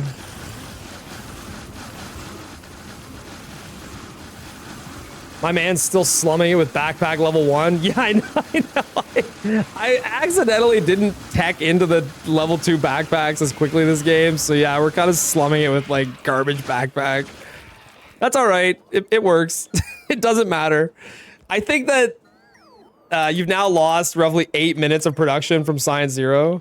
Yeah, it's a lot. There's a lot of production not happening in Science Zero. Now, keep in mind that the Science Zero is still running at half capacity. So like the electric furnaces, the prod 1s, the speed 3s, they're all getting half of what they normally get, which is enough to like be reasonable, like keep it running, which is good.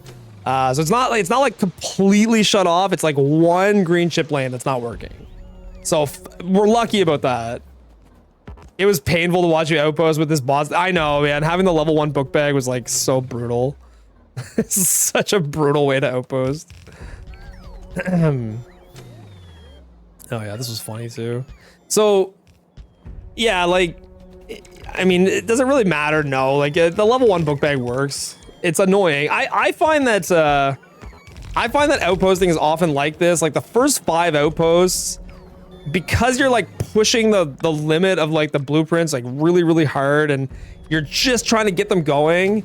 I find the first 5 outposts always feel like you're building them like a fucking MacGyver where you barely have enough stuff and you're just trying to jam them in and make them work and get the train moving. And like later on in the outposting, you end up with like all the tools you need. You've got plenty of supplies.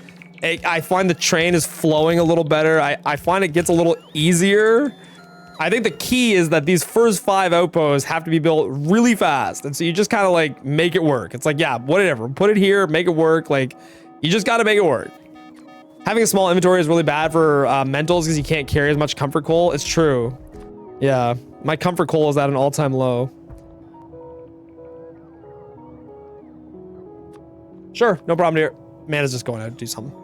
The construction range from the tier 2 personal road ports is significantly larger than a pair of tier 1s. Oh yeah, no, it's annoying. Like the tier 1 backpacks suck. I agree, it's super annoying, but is it run killing? Like, definitely not. As long as you can keep up with the train, it doesn't matter, right? Like, as long as you're keeping up with what your train can produce, it doesn't matter what book bag you're carrying. And I think we keep up, so it makes no difference. Ah, fighters. Evidence suggests it's not run killing. Yep, that's right. Oh my god, man. Like, that's the other thing when you start outposting, if you have to deal with any biters, your ability to kill biters is like so much worse. Like I only have 15 bots and minimal bullet upgrades, so like my biter killing potency is like really garbage. Yeah. Okay, right there the train ding, so technically I'm a little late here. Like very little, but technically late. I'm debating taking the week off. Man, do it. When October, you mean when the game comes out, October 21st? Yeah. I'm gonna take the week off too, guys. Yeah, don't worry, I'll be here every day. So I bet you that my 1 million split would not have been as late if that first lane of green chips was running, because we had an entire lane of green chips not working in Science Zero, which probably accumulates to, you know, the amount of chips we're missing here. Funny enough. But outposting goes so well, it doesn't matter, I think.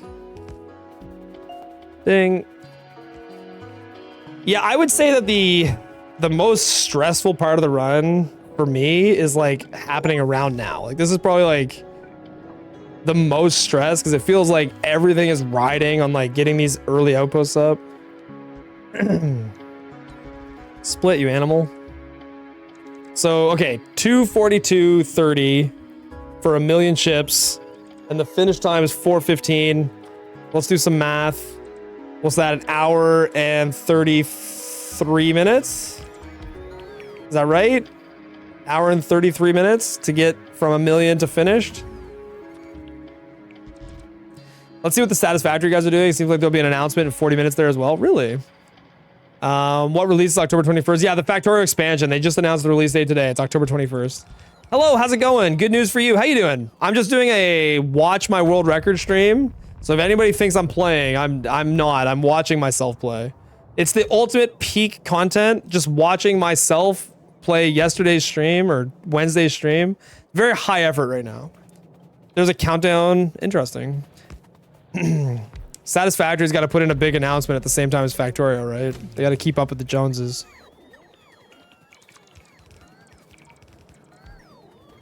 Still haven't noticed that poll. Still have not noticed that poll. It's Friday, you savage. Yeah. He's got enough material to do this for months. Oh, yeah. Yeah, let's just watch all of my old runs for a long, long time.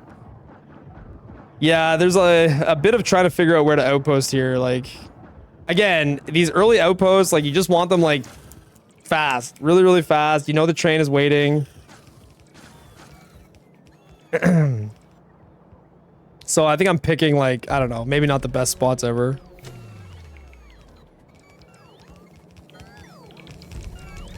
Right here, I'm curious why the train doesn't leave. I think the train was offloading slowly. I don't know why. Anything that the biters were not pushed far enough back. Yeah, I also... Yeah. These biters were particularly annoying.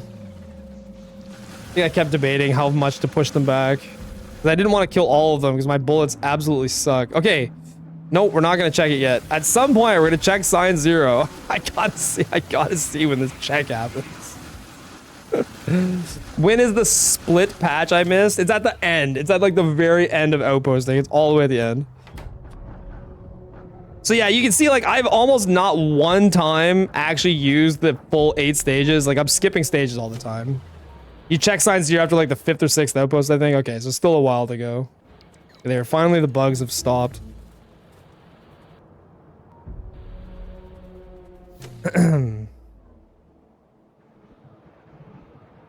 I'm trying to find my supply train here to reroute it. There we go. That's better. Yeah, I don't know the dough. Like, so, okay, for example, like I pull the supply. I don't know. I think it's debatable on what's better supply train wise, using a stop, using the way I do it. I don't know. I think it's debatable.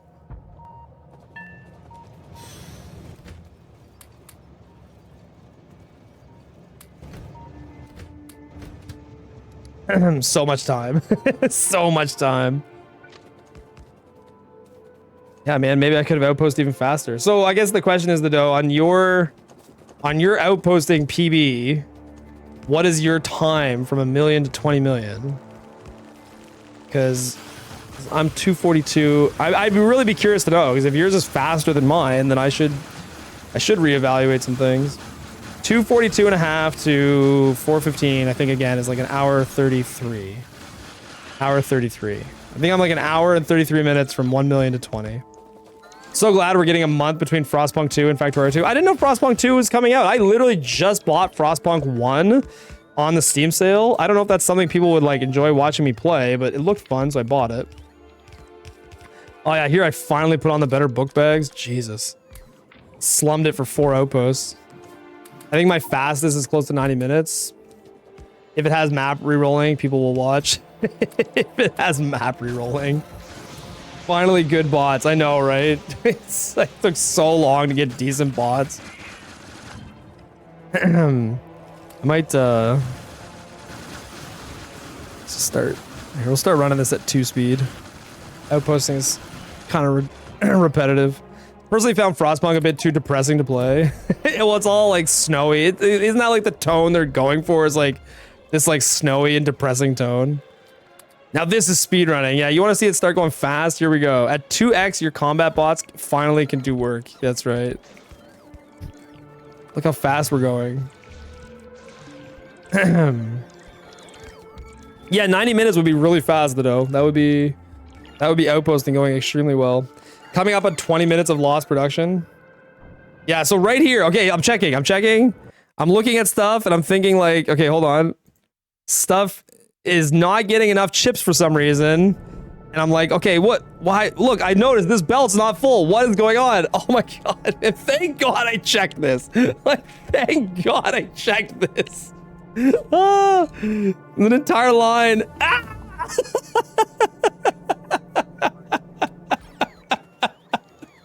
Oh my God.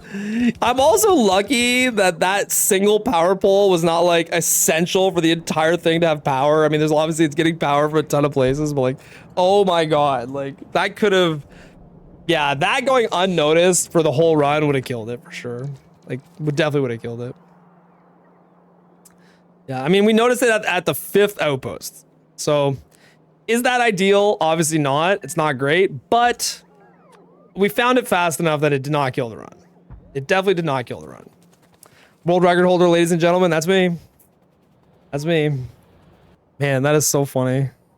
Thank God. Like, yeah, there was multiple people in chat telling me, just check Science Zero. Just make sure it's working. You haven't looked at it in a while. Like, let's just go check it. Let's just go make sure. Yeah. Thank God.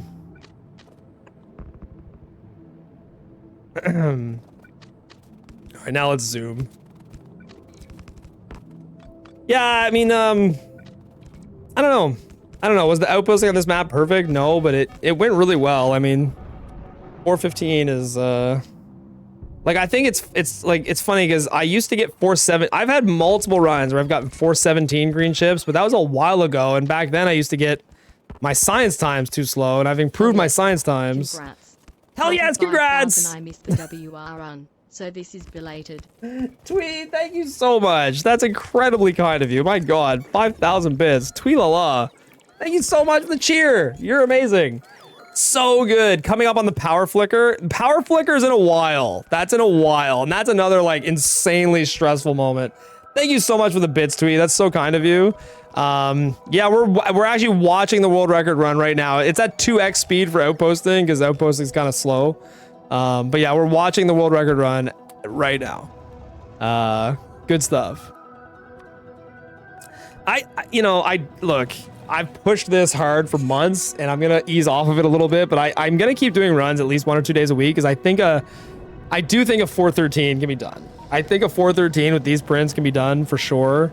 And the dough is not wrong. Like, the dough brought this up early in the stream. Like, when you look at this map, are you thinking like world record?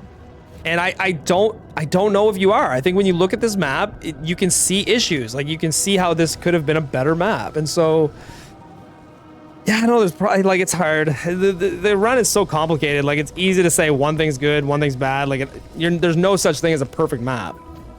You can't find a perfect map. But can you find a better one than this? Probably. Every map will have issues. This map was a world. Yeah, exactly. Like, every map will have issues. And so, like, I think it's a little, like, silly to say, like, oh, we could have got a better map. It's like, every map is going to have problems. None of them are going to be perfect. Obviously, this map was very good. It got a world record. I think it's really critical during outposting to keep the train. Like, all I'm trying to do is get this stop up so the train runs. I don't even care about robots, power, nothing. Like, you need that train to keep running. I noticed you deleted the extra wasted outpost train. Yeah, I did. Yep. The blueprints no longer have that extra train in them. We got rid of those. I never use it. Like, I don't know. I don't think it was a good idea. Like, I think it's a good I think it's a good idea. I just don't think in practice it's all that effective. And so I literally never used it. I just got rid of it. It seemed pointless to me.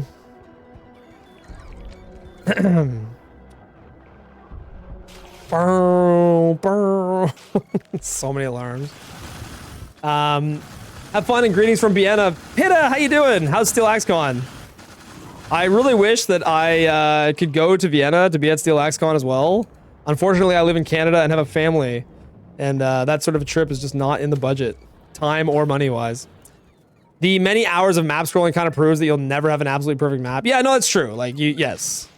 Actually, I find this week, like, we were pretty good with maps. Like, I think, okay, so you just look at the runs this week. We finished 2 runs on Monday. We finished a run on Tuesday. and we world recorded on Wednesday. I think that the ratio of playing the game to map rolling this week has been like world record, like barely any rerolling. Getting ore to the base was a good mix of belted and trained ore, especially belting the first backside ores.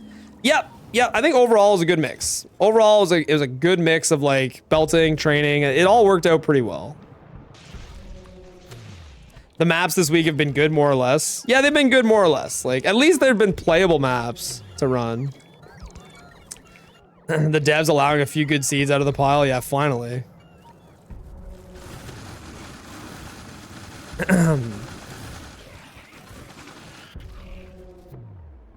I haven't really even started thinking about burning trees and stuff yet. It's funny. I was watching Wordies, who I may or may not be in chat. He did a run the other day trying to get sub 7, which I think you got, Wordies.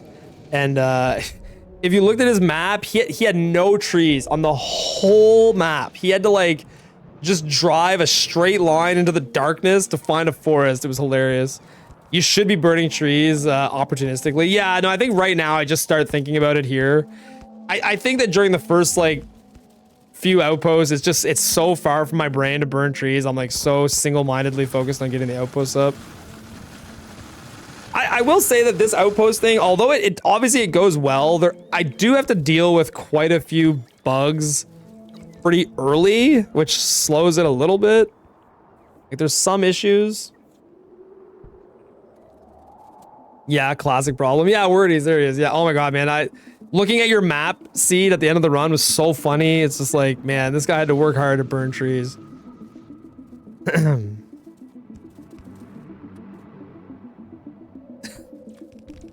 This outpost barely fits. Just barely fits. I've often wondered if, I don't know, like, it'd be interesting to have two... Because there used to be... The Doe might be able to comment on this more. But, there used to be outposts that were wide. And now they're more square-like. But I'm curious if the entity count is similar and if the train can make both. Because, like, sometimes you'd want the wider one to fit in the ore patch. Like, I don't know. It's probably not worth having both and dealing with it. But I was curious about that. You should be single-mindedly focused on getting all the achievements, which includes tree burning. Yeah, tree burning is just, like... I find it's one of those achievements, like, you know you're gonna get it. I mean... There's some maps that really screw you on tree burning, I agree.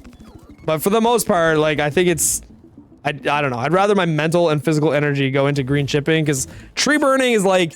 It's not like automating. Like, the more green chip outposts you get, they run forever. The tree burning can be done in, like, one fell swoop, right? Derek wants more blueprints. Who's surprised? Yeah, more. More. This is why I get hit by a train 90 minutes in. Yeah, I gotta get all the achievements. May as well get hit by a train right now.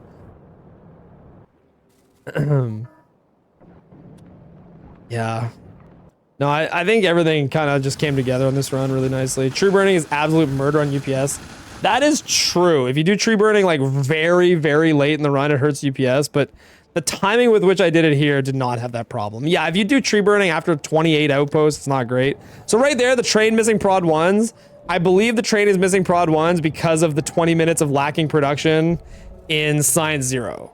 And so because of that, I just have to start running the train without the prod 1s, which is a little annoying, but I think you're better off, like, if you've got a single thing, prod 1s, holding up the train, I think you're better off just running the train and making the outpost. It's not worth waiting on the prod 1s, and then it corrects itself later. It takes time to burn the trees, putting it off forever. No, it's true, but you can't put it off forever. I know that. It's just one of those things. On a map like this, there's kind of like trees everywhere, so it's like, I just know, yeah, we'll burn the trees. It'll happen. It was a shrewd decision to force the train out before it had all the modules. Yeah. Yep. I think that, in all honesty, like, I don't know how the train wiring works. Like, I feel like the train wiring should just be set in a way that's like, only for non-critical things, like modules specifically. So like prod mods, speed mods. If you're waiting on only those things for more than 15 seconds, let's say, the train should just go. Like, you should never have the train waiting on that stuff for a super long time. Like, missing 50 speed modules, yeah, the outpost is not going to be as good, but you'd rather the outpost get built. Excuse me. Ye old opportunity cost.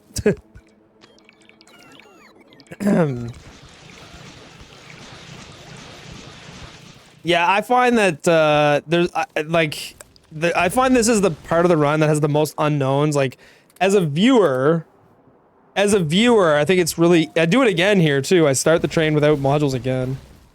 There's no mods on Craziness. We're just watching a replay of the 100% world record that I set on Wednesday, and just kind of like chill, low effort stream, chill hangout stream. My camouflage is working. He can't see my messages. I can say anything I want about him. Shh, I'm not here. I'm looking in the void. Nice. So, I would say at this point of the run is like the most unknown. Like, from the runner's perspective, like, I don't really have a good sense of like, am I on pace for world record or not? Like, all the viewers I find can very easily like go check the counts and know for sure like what the green chip pacing is, but you as the runner, you're just going. You don't have time to do the math and check that stuff. So you're just kind of hoping when you get to 5 million, it's good. I find there's so much unknown at this part of the run. Like, you're just praying that that 5 million split's gonna hit hard. I don't know, like when I'm watching the Doe or Anti and Outposting, I'm always like opening up either their PB or the world record or something to reference green chips against to see how they're doing. Chat was calling out that you were consistently like 90 seconds ahead of world record, but Amanda was not reading it to you. She might not have wanted me to know that. I don't know. Who knows? Maybe it's better that I don't know that. I mean, either way, you're gonna run as good as you can no matter what, so yeah. I have good news with me. I wanted to share. Who wants to hear it? Yeah, let's hear it. Good news. Yeah, I mean, your name is good news for you, and you have good news. A little on the nose.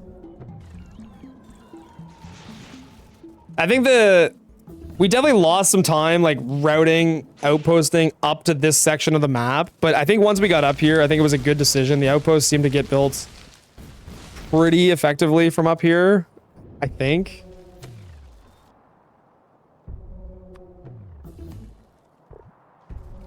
This is definitely a bot or someone I'm about to report. I mean, they spoke earlier. It might not be. Don't just jump to that conclusion. It might not be the case. There were so many trees here. Yeah, the map was loaded with trees. The map was absolutely loaded with trees. Like, we were constantly dealing with so many trees in the way. Why does your split timer still show the old world record? So I'm not actually playing Cookie. I'm just watching the VOD of my world record time from Wednesday, and we're just kind of hanging out, watching it, chilling, reacting to it, seeing what I did wrong, just see what I did right. Here's good news. One day we'll have to give an account for our life, and what we would deserve for our evil is hell. But on the cross, Jesus took the punishment. Okay, yeah, fucking ban this guy. Pff, see ya. Religious spam. I know, what the fuck? Like, oh my god. I think I would respect him more if he was selling something. He can play freehand at twice the speed. Hacks, look at this guy go. I honestly did not expect that. It's too late. I read it and I was saved. No, no. He is selling something. I mean, he's kind of selling something, but like, I don't know. Yeah, it's crazy. Crazy. Bot didn't even have that copy pasted. Hello guys, how's it going? Goldener Wolf, welcome in. Oh man, that's funny. That is so funny, man. Whoever was on that ban, like, pff, got him quick. Got him quick on that one. I think we relocate outposting again here. Get these bottom right ones. 5 million splits coming up. Hi all, I have good news. Would you like to hear it?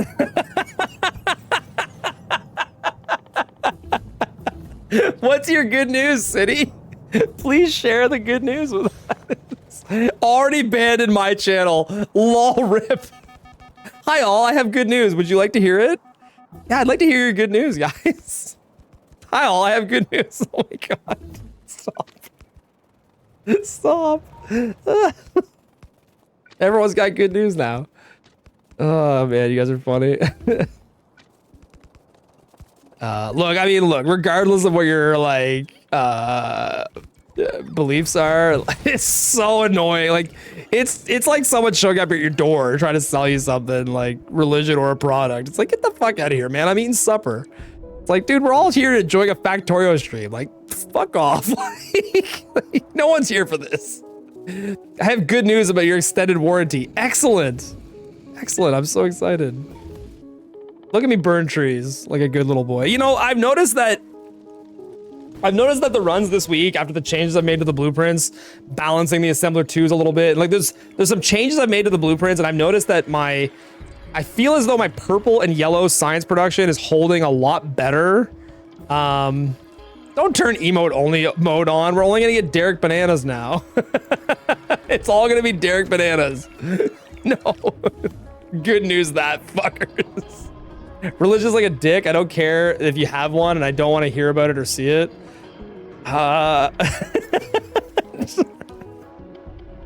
What? People don't want to hear about or see those? Damn.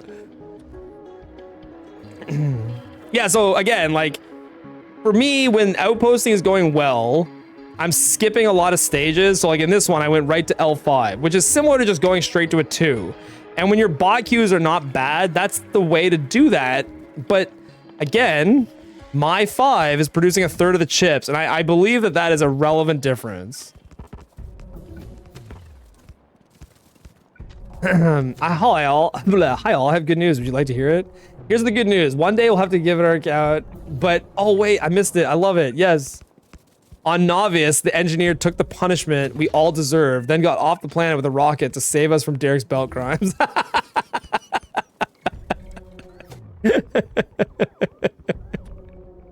Oh, that's funny.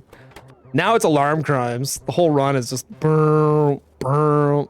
Right here. Here's the power yellowing. Okay, hold on. Hold on. This is the most stress right here. If I had a heart rate monitor on, it probably jumped to like 180 here. So as you guys know lately, so I've got the 5 million split at minus 130. I'm feeling really good. I'm in a lot of stress. I'm thinking this is the world record, and I hear that noise. That noise is haunting and terrible. I check the power. It's like at its absolute limit. It's pushing orange. I go check. There's heat exchangers missing. I'm so stressed out right now. Howard takes a nap here because of bad build order for the heat exchangers. Yeah, I agree. It's just a little bit of bad luck for the heat exchanger build order, and it gets corrected quickly.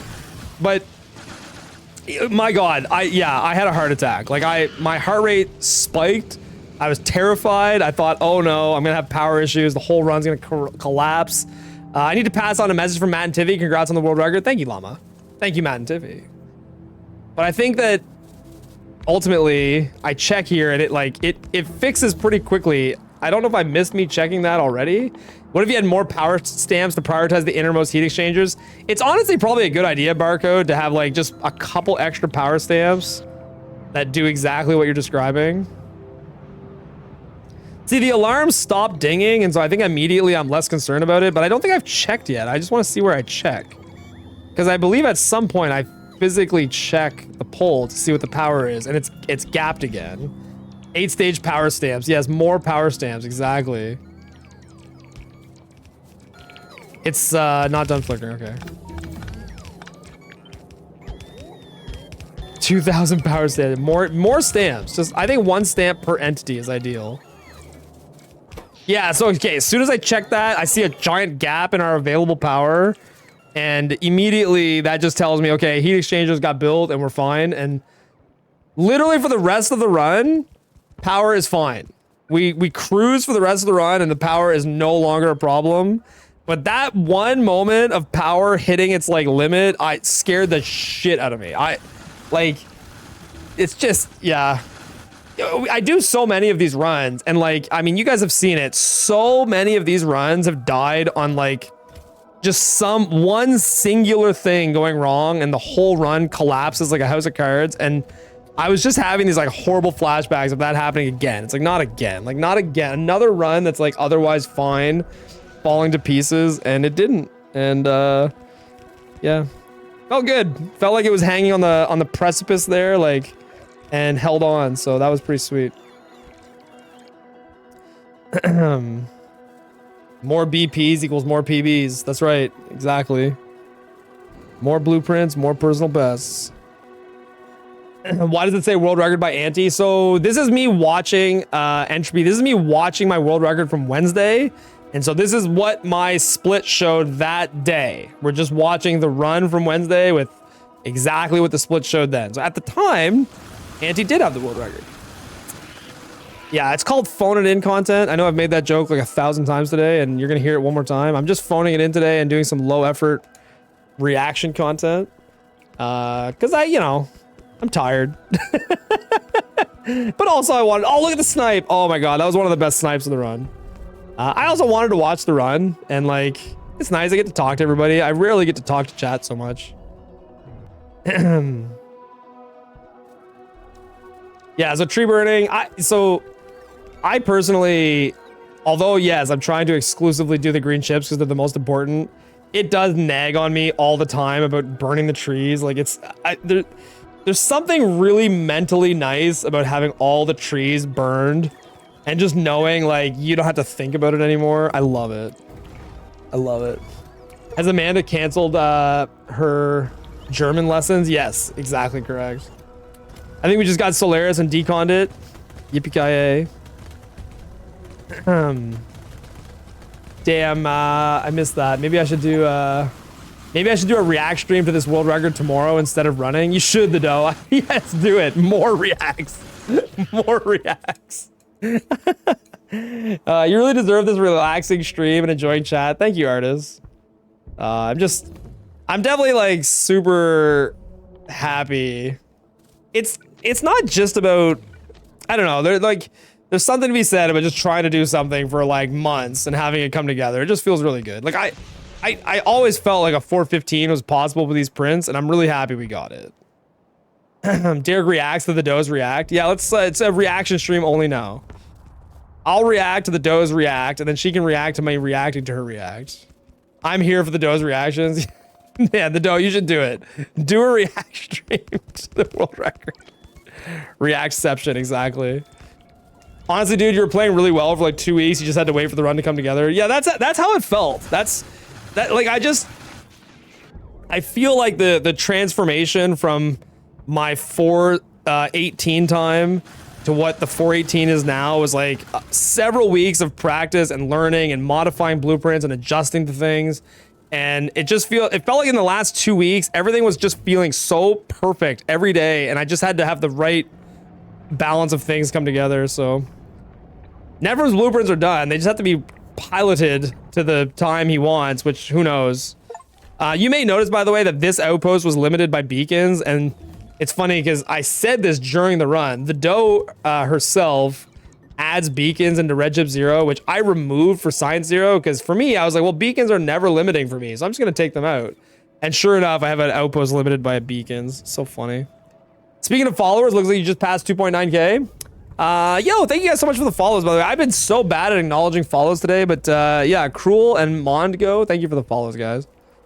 Is there certain map settings for this world record? Yeah, so Crazes, the way the 100% run works is you're allowed to use any map settings that you want. So the ore is all cranked up like crazy. The biters are really, really docile. The pollution does not spread. The biters spawn really, really far away. The map settings are like very heavily tailored to the run being as easily possible as it can be. And even with those settings, the run still takes over 4 hours. So yeah, like to make the run fun and entertaining, that's the ideal way to do it. I got really confused here about where I was. I didn't realize the outpost was down. I started having a panic attack about where I was standing. One more to go for Amanda's OnlyFans. Yeah, we're so close. So close. One more follow. Yeah. Anyway, the outposting, the other thing I knew too is like, even though I was a minute and a half good on the outposting, I knew that my last PB outposted like terribly. So I knew that my outposting would have to be really, really ahead of that to be good, quote unquote. So yeah, I was pushing really hard for the outposting time to be very green. Uber Death World 100% win. Yeah, I don't know about 100%, but I do want to do a Death World run with Amanda. It's in our plans. It's in our plans for sure.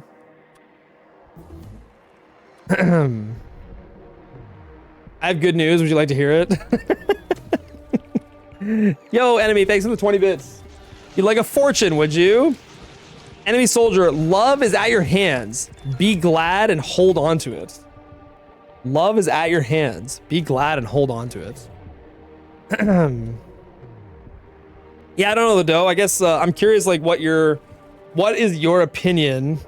Power is still flickering red and yellow. The yellow is fine. The power alarms are really dumb. The yellow is like indicating something about fuel buffers being low, and it's really ignorable. The red one is more problematic, but even the red one does not mean that your power is actually low. It just means it's really close to being low. And so as long as we can ride the blade of that knife and not have power dip under green, it's fine, which is the way the run goes. It's the power, like, it holds. It's just a little nerve-wracking, but it does hold.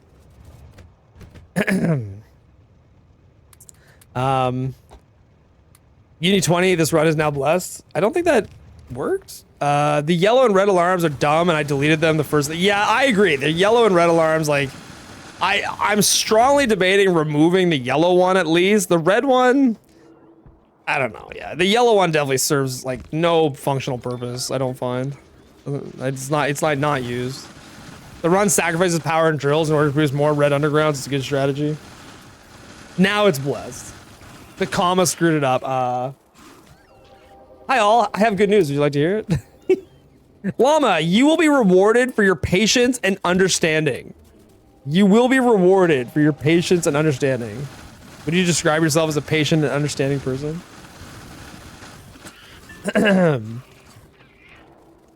Anyway, yeah, I know the way the splits go in this outposting is like every single split from here on out is more green than the last one. And I mean, I think it's an indication that outposting went very well in that it has multiple gold splits in it. Like, I would say this map was perfectly fine for outposting, but it was not the best map I'd ever seen.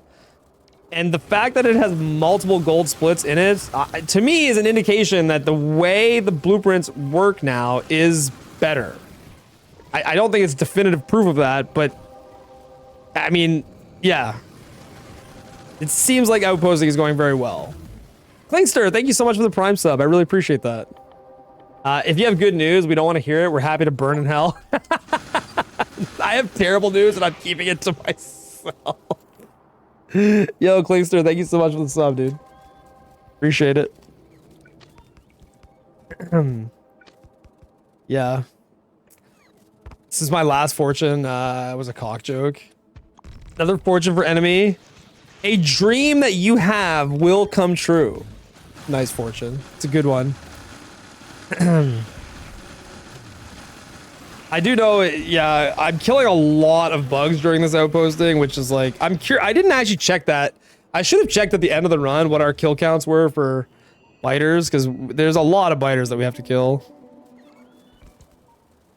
What was my train lacking there? Yellow inserters? Yeah, right. I remember I changed this to make yellow inserters because the train was like weirdly lacking yellow inserters. So bizarre.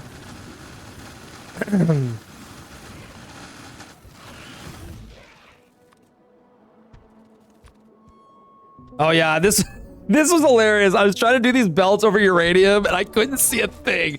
It's so hard to see anything. Oh my god, the uranium's like impossible. Setting that to make yellow inserters doesn't do anything because there's no request for them in the green chip mall. Really? I'm pretty sure you were the one that told me to do that once. That's funny. That is funny. I mean, I think at the point where you're lacking inserters for your green chip train, it's like an indication that all of the other things are running really well. Like, you have to be something. You told them, I told you to put them on the belt. Oh, I do. Don't I rotate the inserter to put them on the belt? I think I was just waiting for the miners to be. Maybe I don't. I think I meant to rotate the inserter and put them on the belt, but maybe I just forgot to. Silly Derek. I don't think you do. Oh, that's funny. There you go. Another mistake. There, we found a mistake. There's the minute. We can save a minute if we just do that correctly. Yeah, no, the dough, you're totally right. Like, I'm aware that you have to rotate the inserter. If I didn't rotate the inserter, that's a player error. I meant to. Yeah, like, yeah, no, I don't know. Maybe I just forgot. I don't know. That's weird. It's so funny watching back, like, this things you forget. You're trying to do so many things at once. I have what may be good or bad news by measuring change of quality of said news. I think you should move up the grenade explosives to one-shot trees earlier. On a map like this, probably. On a map like this, the trees were so brutal. So brutal. But yeah, like, something in the green chip train has to be slow, right? Catch up on sleep, bro. Catch you later. Thank you so much for the 2,000 bits, enemy. That's super kind of you. Congrats. Again, I really appreciate that. Catch up on sleep, bro. Dude, I'm feeling pretty good. I'm feeling pretty good. I had to work yesterday, which, like, is kind of a hard day, and I had physio, and that was good, but, like, I'm feeling good. The weekend's gonna be great. I don't have to work this weekend, so me and Amanda are gonna have a nice weekend with the kids. They got a bunch of stuff planned. They've got, like, a birthday party to go to and stuff. It's gonna be a good weekend. Can we cow say fortune? Huh? You can just get rid of the whole thing to store miners on patch. Just send them to the main base since you have a miner. You're right. I know. That's what I need to do more than anything though, is just send the miners to the base. I totally agree. Totally agree. Because I built the catch anyway. I think I just have to go into my on patch blueprints and change that splitter to not filter miners out and send them, just like you're saying. Anyway, yeah, like, at the end of the day, the green chip train, oh yeah, this is a weird little hack I do. So I noticed that my yellow science is fine, and my rocket, I want to make sure the rocket launches, so I change. For a while, I was buffering LDS, like where yellow science is, to push more LDSs to yellow science. It's so bad, I know. It's so bad. Anyway, I just want to make sure the last rocket launches, because I'm getting a little nervous about white science at this point, so I push LDSs over to rocket to make sure it goes. Because on some of my runs lately, it's been close. The biters are getting so bad at this point too. And yeah, again, the 10 million split being 2 minutes gold. Yeah, I would say like stress at this point is peaking. Like I'm in like peak stress mode because I don't know if science is gonna be good. I don't know if white science is gonna finish. There's so many unknowns. Like I was saying, the run is really interesting because you've got this nice super linear thing that you can track, which is the 20 million green chips. Like everybody can do the math and track that super cleanly, but it's not quite so easy to track how science is going. There's a lot of like wishy-washy, like it seems like it's fine. Like I'm looking at where atomic bomb is and the timer, and it's like I think this is okay. But you never really know. Like I find this particular stage of the run, you're always just hoping that science is gonna be fine, but you really never know. You don't know.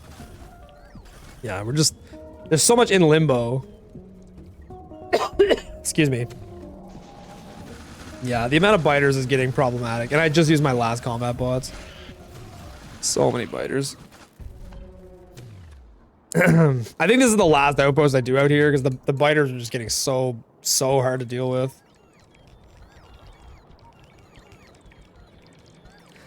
So many parts moving at different velocities for science. Yeah, exactly. Concerning about that too. Yeah, like science is tough. Like there's so many different things happening all at once to calculate like, and the research order that you do every run is like somewhat different. Like every runner is gonna have small differences in the research order that they do throughout outposting, and so it's just, yeah, it's definitely really hard to definitively calculate mid-run, like is science on pace and is there anything I can do to fix it? Like, because ideally, like at this point, you've got 20 minutes to spare. If you notice like a very small issue, like with something that's lacking, you could address it, but it's hard to know what to check and what to address. Last outpost was the split iron one. Yeah, literally the very last outpost, the split iron one. We're almost there. It's down in this section of the map. It's down here somewhere. The absolutely giga cursed outpost. Oh my god.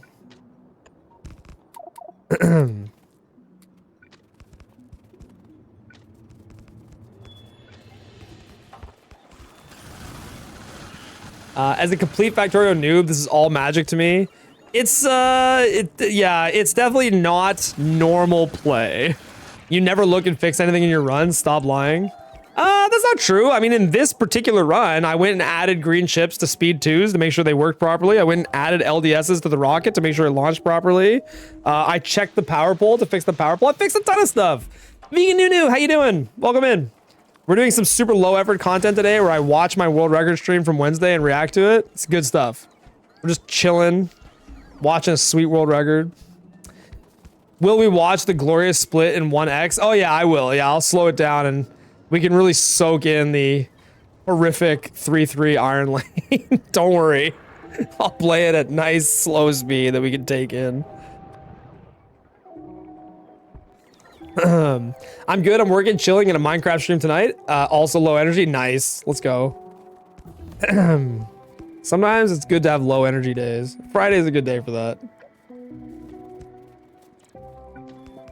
No, it's honestly, I would have done more runs today. I just, it was just nice to take a day off. Let's go, Derek. How you doing, Fredward? Welcome in, dude. I think right here I'm feeling good because I noticed my last satellite's done. I was super nervous about white science at this point.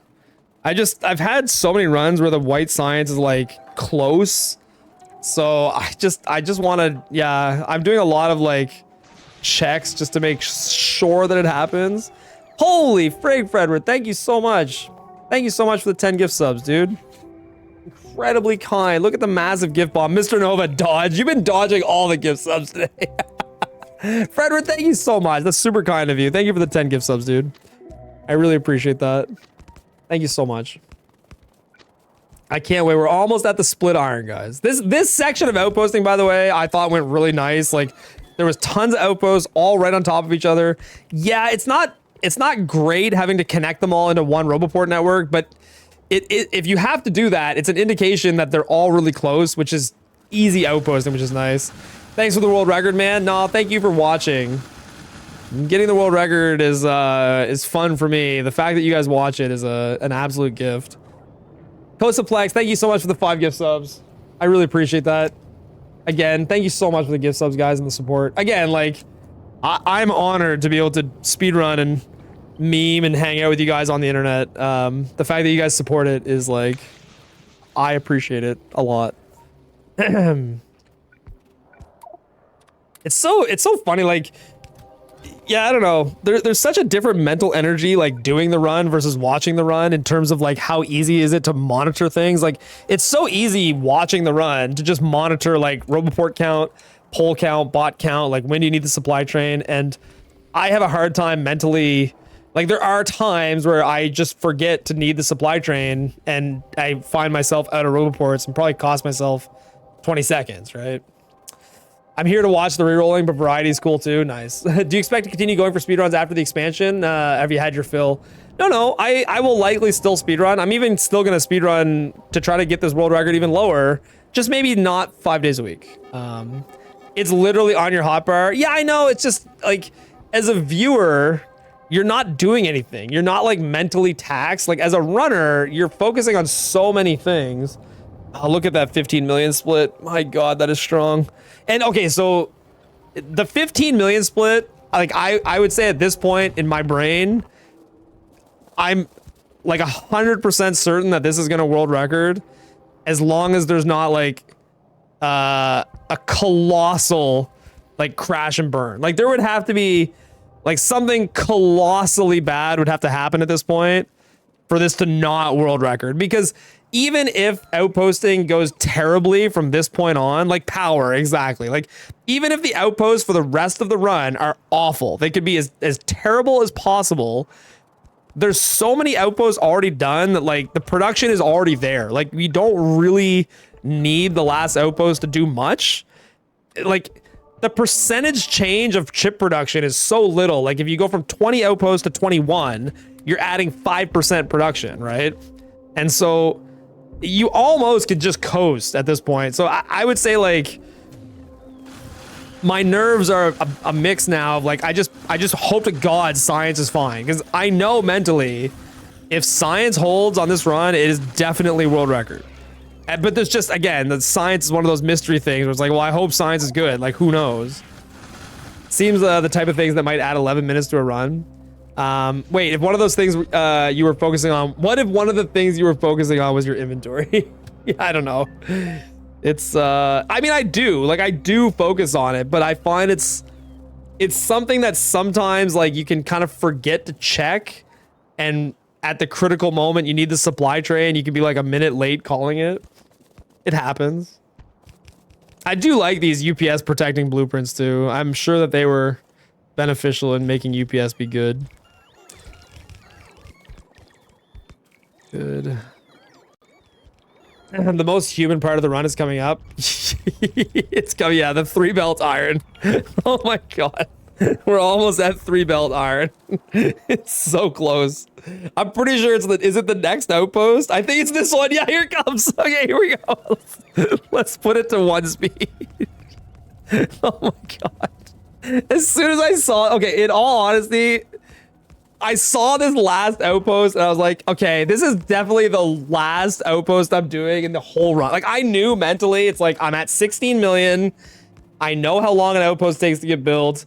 I had decided already in my head, like, this is it. This is the last outpost I'm building, and then I'm going home.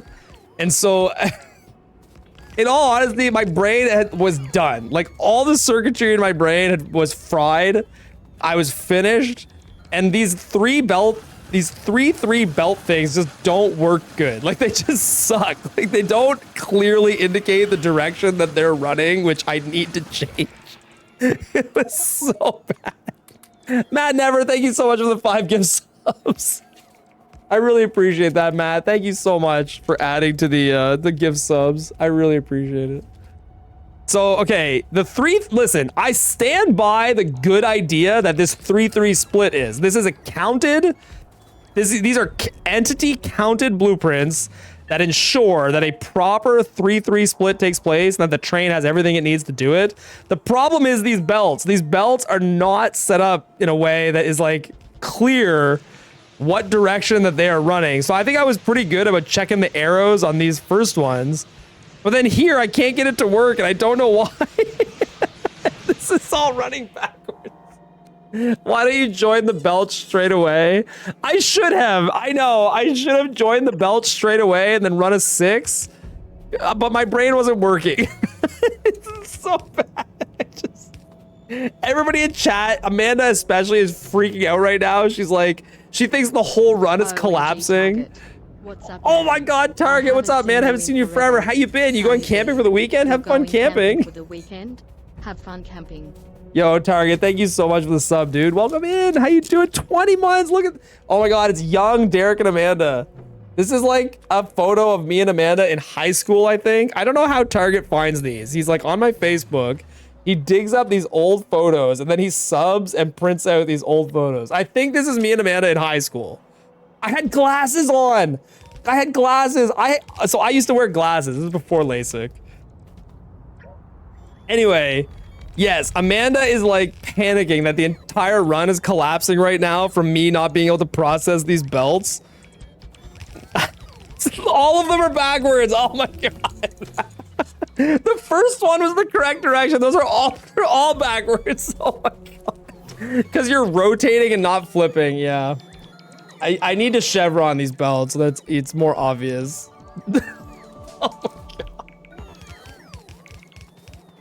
god. Like, everybody in chat's like, hurry up, man. You gotta get back to base. Like, I just can't make it work. My brain is not working. It's all... This is so bad. Oh my god. This is like so terrible. Still at 72. Well, okay, like in all reality, like I'm just gonna talk, like what is going on in my head right now is like, yes, this is painful to watch, but I knew that the work is already done. Like in my head, I was like, well, I'm done. Like I can do this slowly because like all I'm gonna end up doing is sitting still somewhere until the run is over. This just means I'm gonna get like some of the cleanup achievements like a little bit late. No big deal. I knew that this was fine, and I knew it was the last outpost. But yeah, the only satisfaction we have in chat is that you had to live it. It was so bad. Like, oh my god, absolutely painful. Oh, it's over though. We did it. It's over. And now we get to go home. So right now I'm prepping to go home, and my only panic is Spidertron. I know the math on green chips looks good because I see 18 million, 10 minutes. I know that's a 416 at worst. It's just Spidertron math that I'm not sure about. I think mentally I'm pretty sure that this is gonna be fine. Like I see the Spidertron, I see how fast it's moving. I'm like, it's got 7 minutes. I'm pretty sure that's more than enough time. Which achievements do you do with this world record? Or you, I guess, so crazy. It's every single achievement is done. Every single achievement.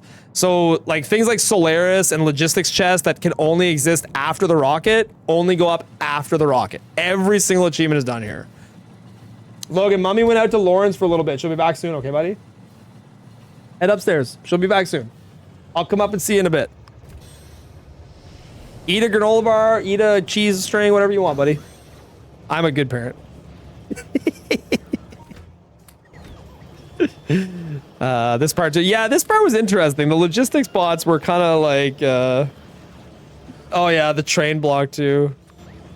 Here's my credit card, go away, yeah. Yeah, there was a roller coaster of emotions, yeah. I mean, emotions are like really high right now, right? Like emotions are very, very high because, again, it's not just that like you're on the precipice of a world record. It's that you've been going for like 4 hours. Like you're just mentally exhausted.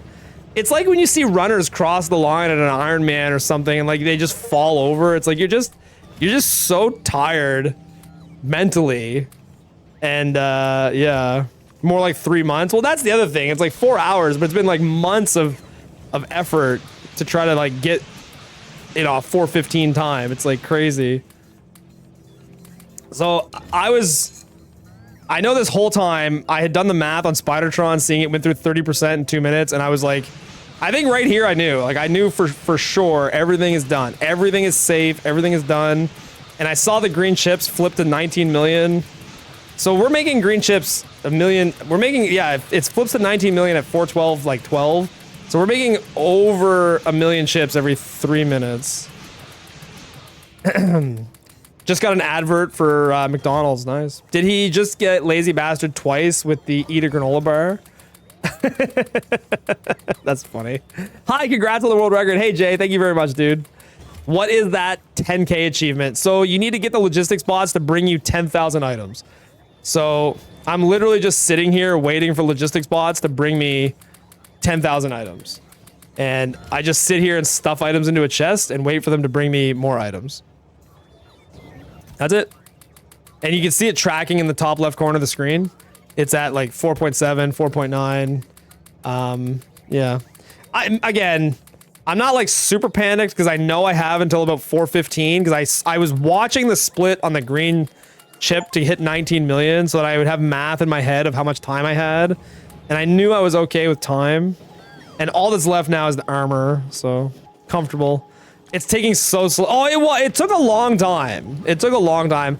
I mean, you're right. I am panicked, but it's like a controlled panic. Like I was relatively certain that everything was fine. Relatively certain. The slow exoskeleton walk to the low. Yeah, right here. I see this little bonus chest. Like, what is that train doing there? Uh-huh. Cue the scream. Oh yeah, there's a scream in the VOD here. Why is that thing there? Oh man, it's funny. Funny. I think science hits like right now too. Yeah, 95, 96. What a run. Panicked but certain, exactly. The train was on screen during the entire Logibot scene. I know. It's just sitting there. I think right here I do like the dumbest thing ever too, and I turn the uranium train back on. Like, I don't know why. I can't explain this decision. I stand here and I'm like, should I turn the uranium train back on? Yeah, let's turn it back on. Like, I don't know why. It doesn't cost me anything. No UPS was lost doing that. Like, why would I turn that on? It did not make a difference.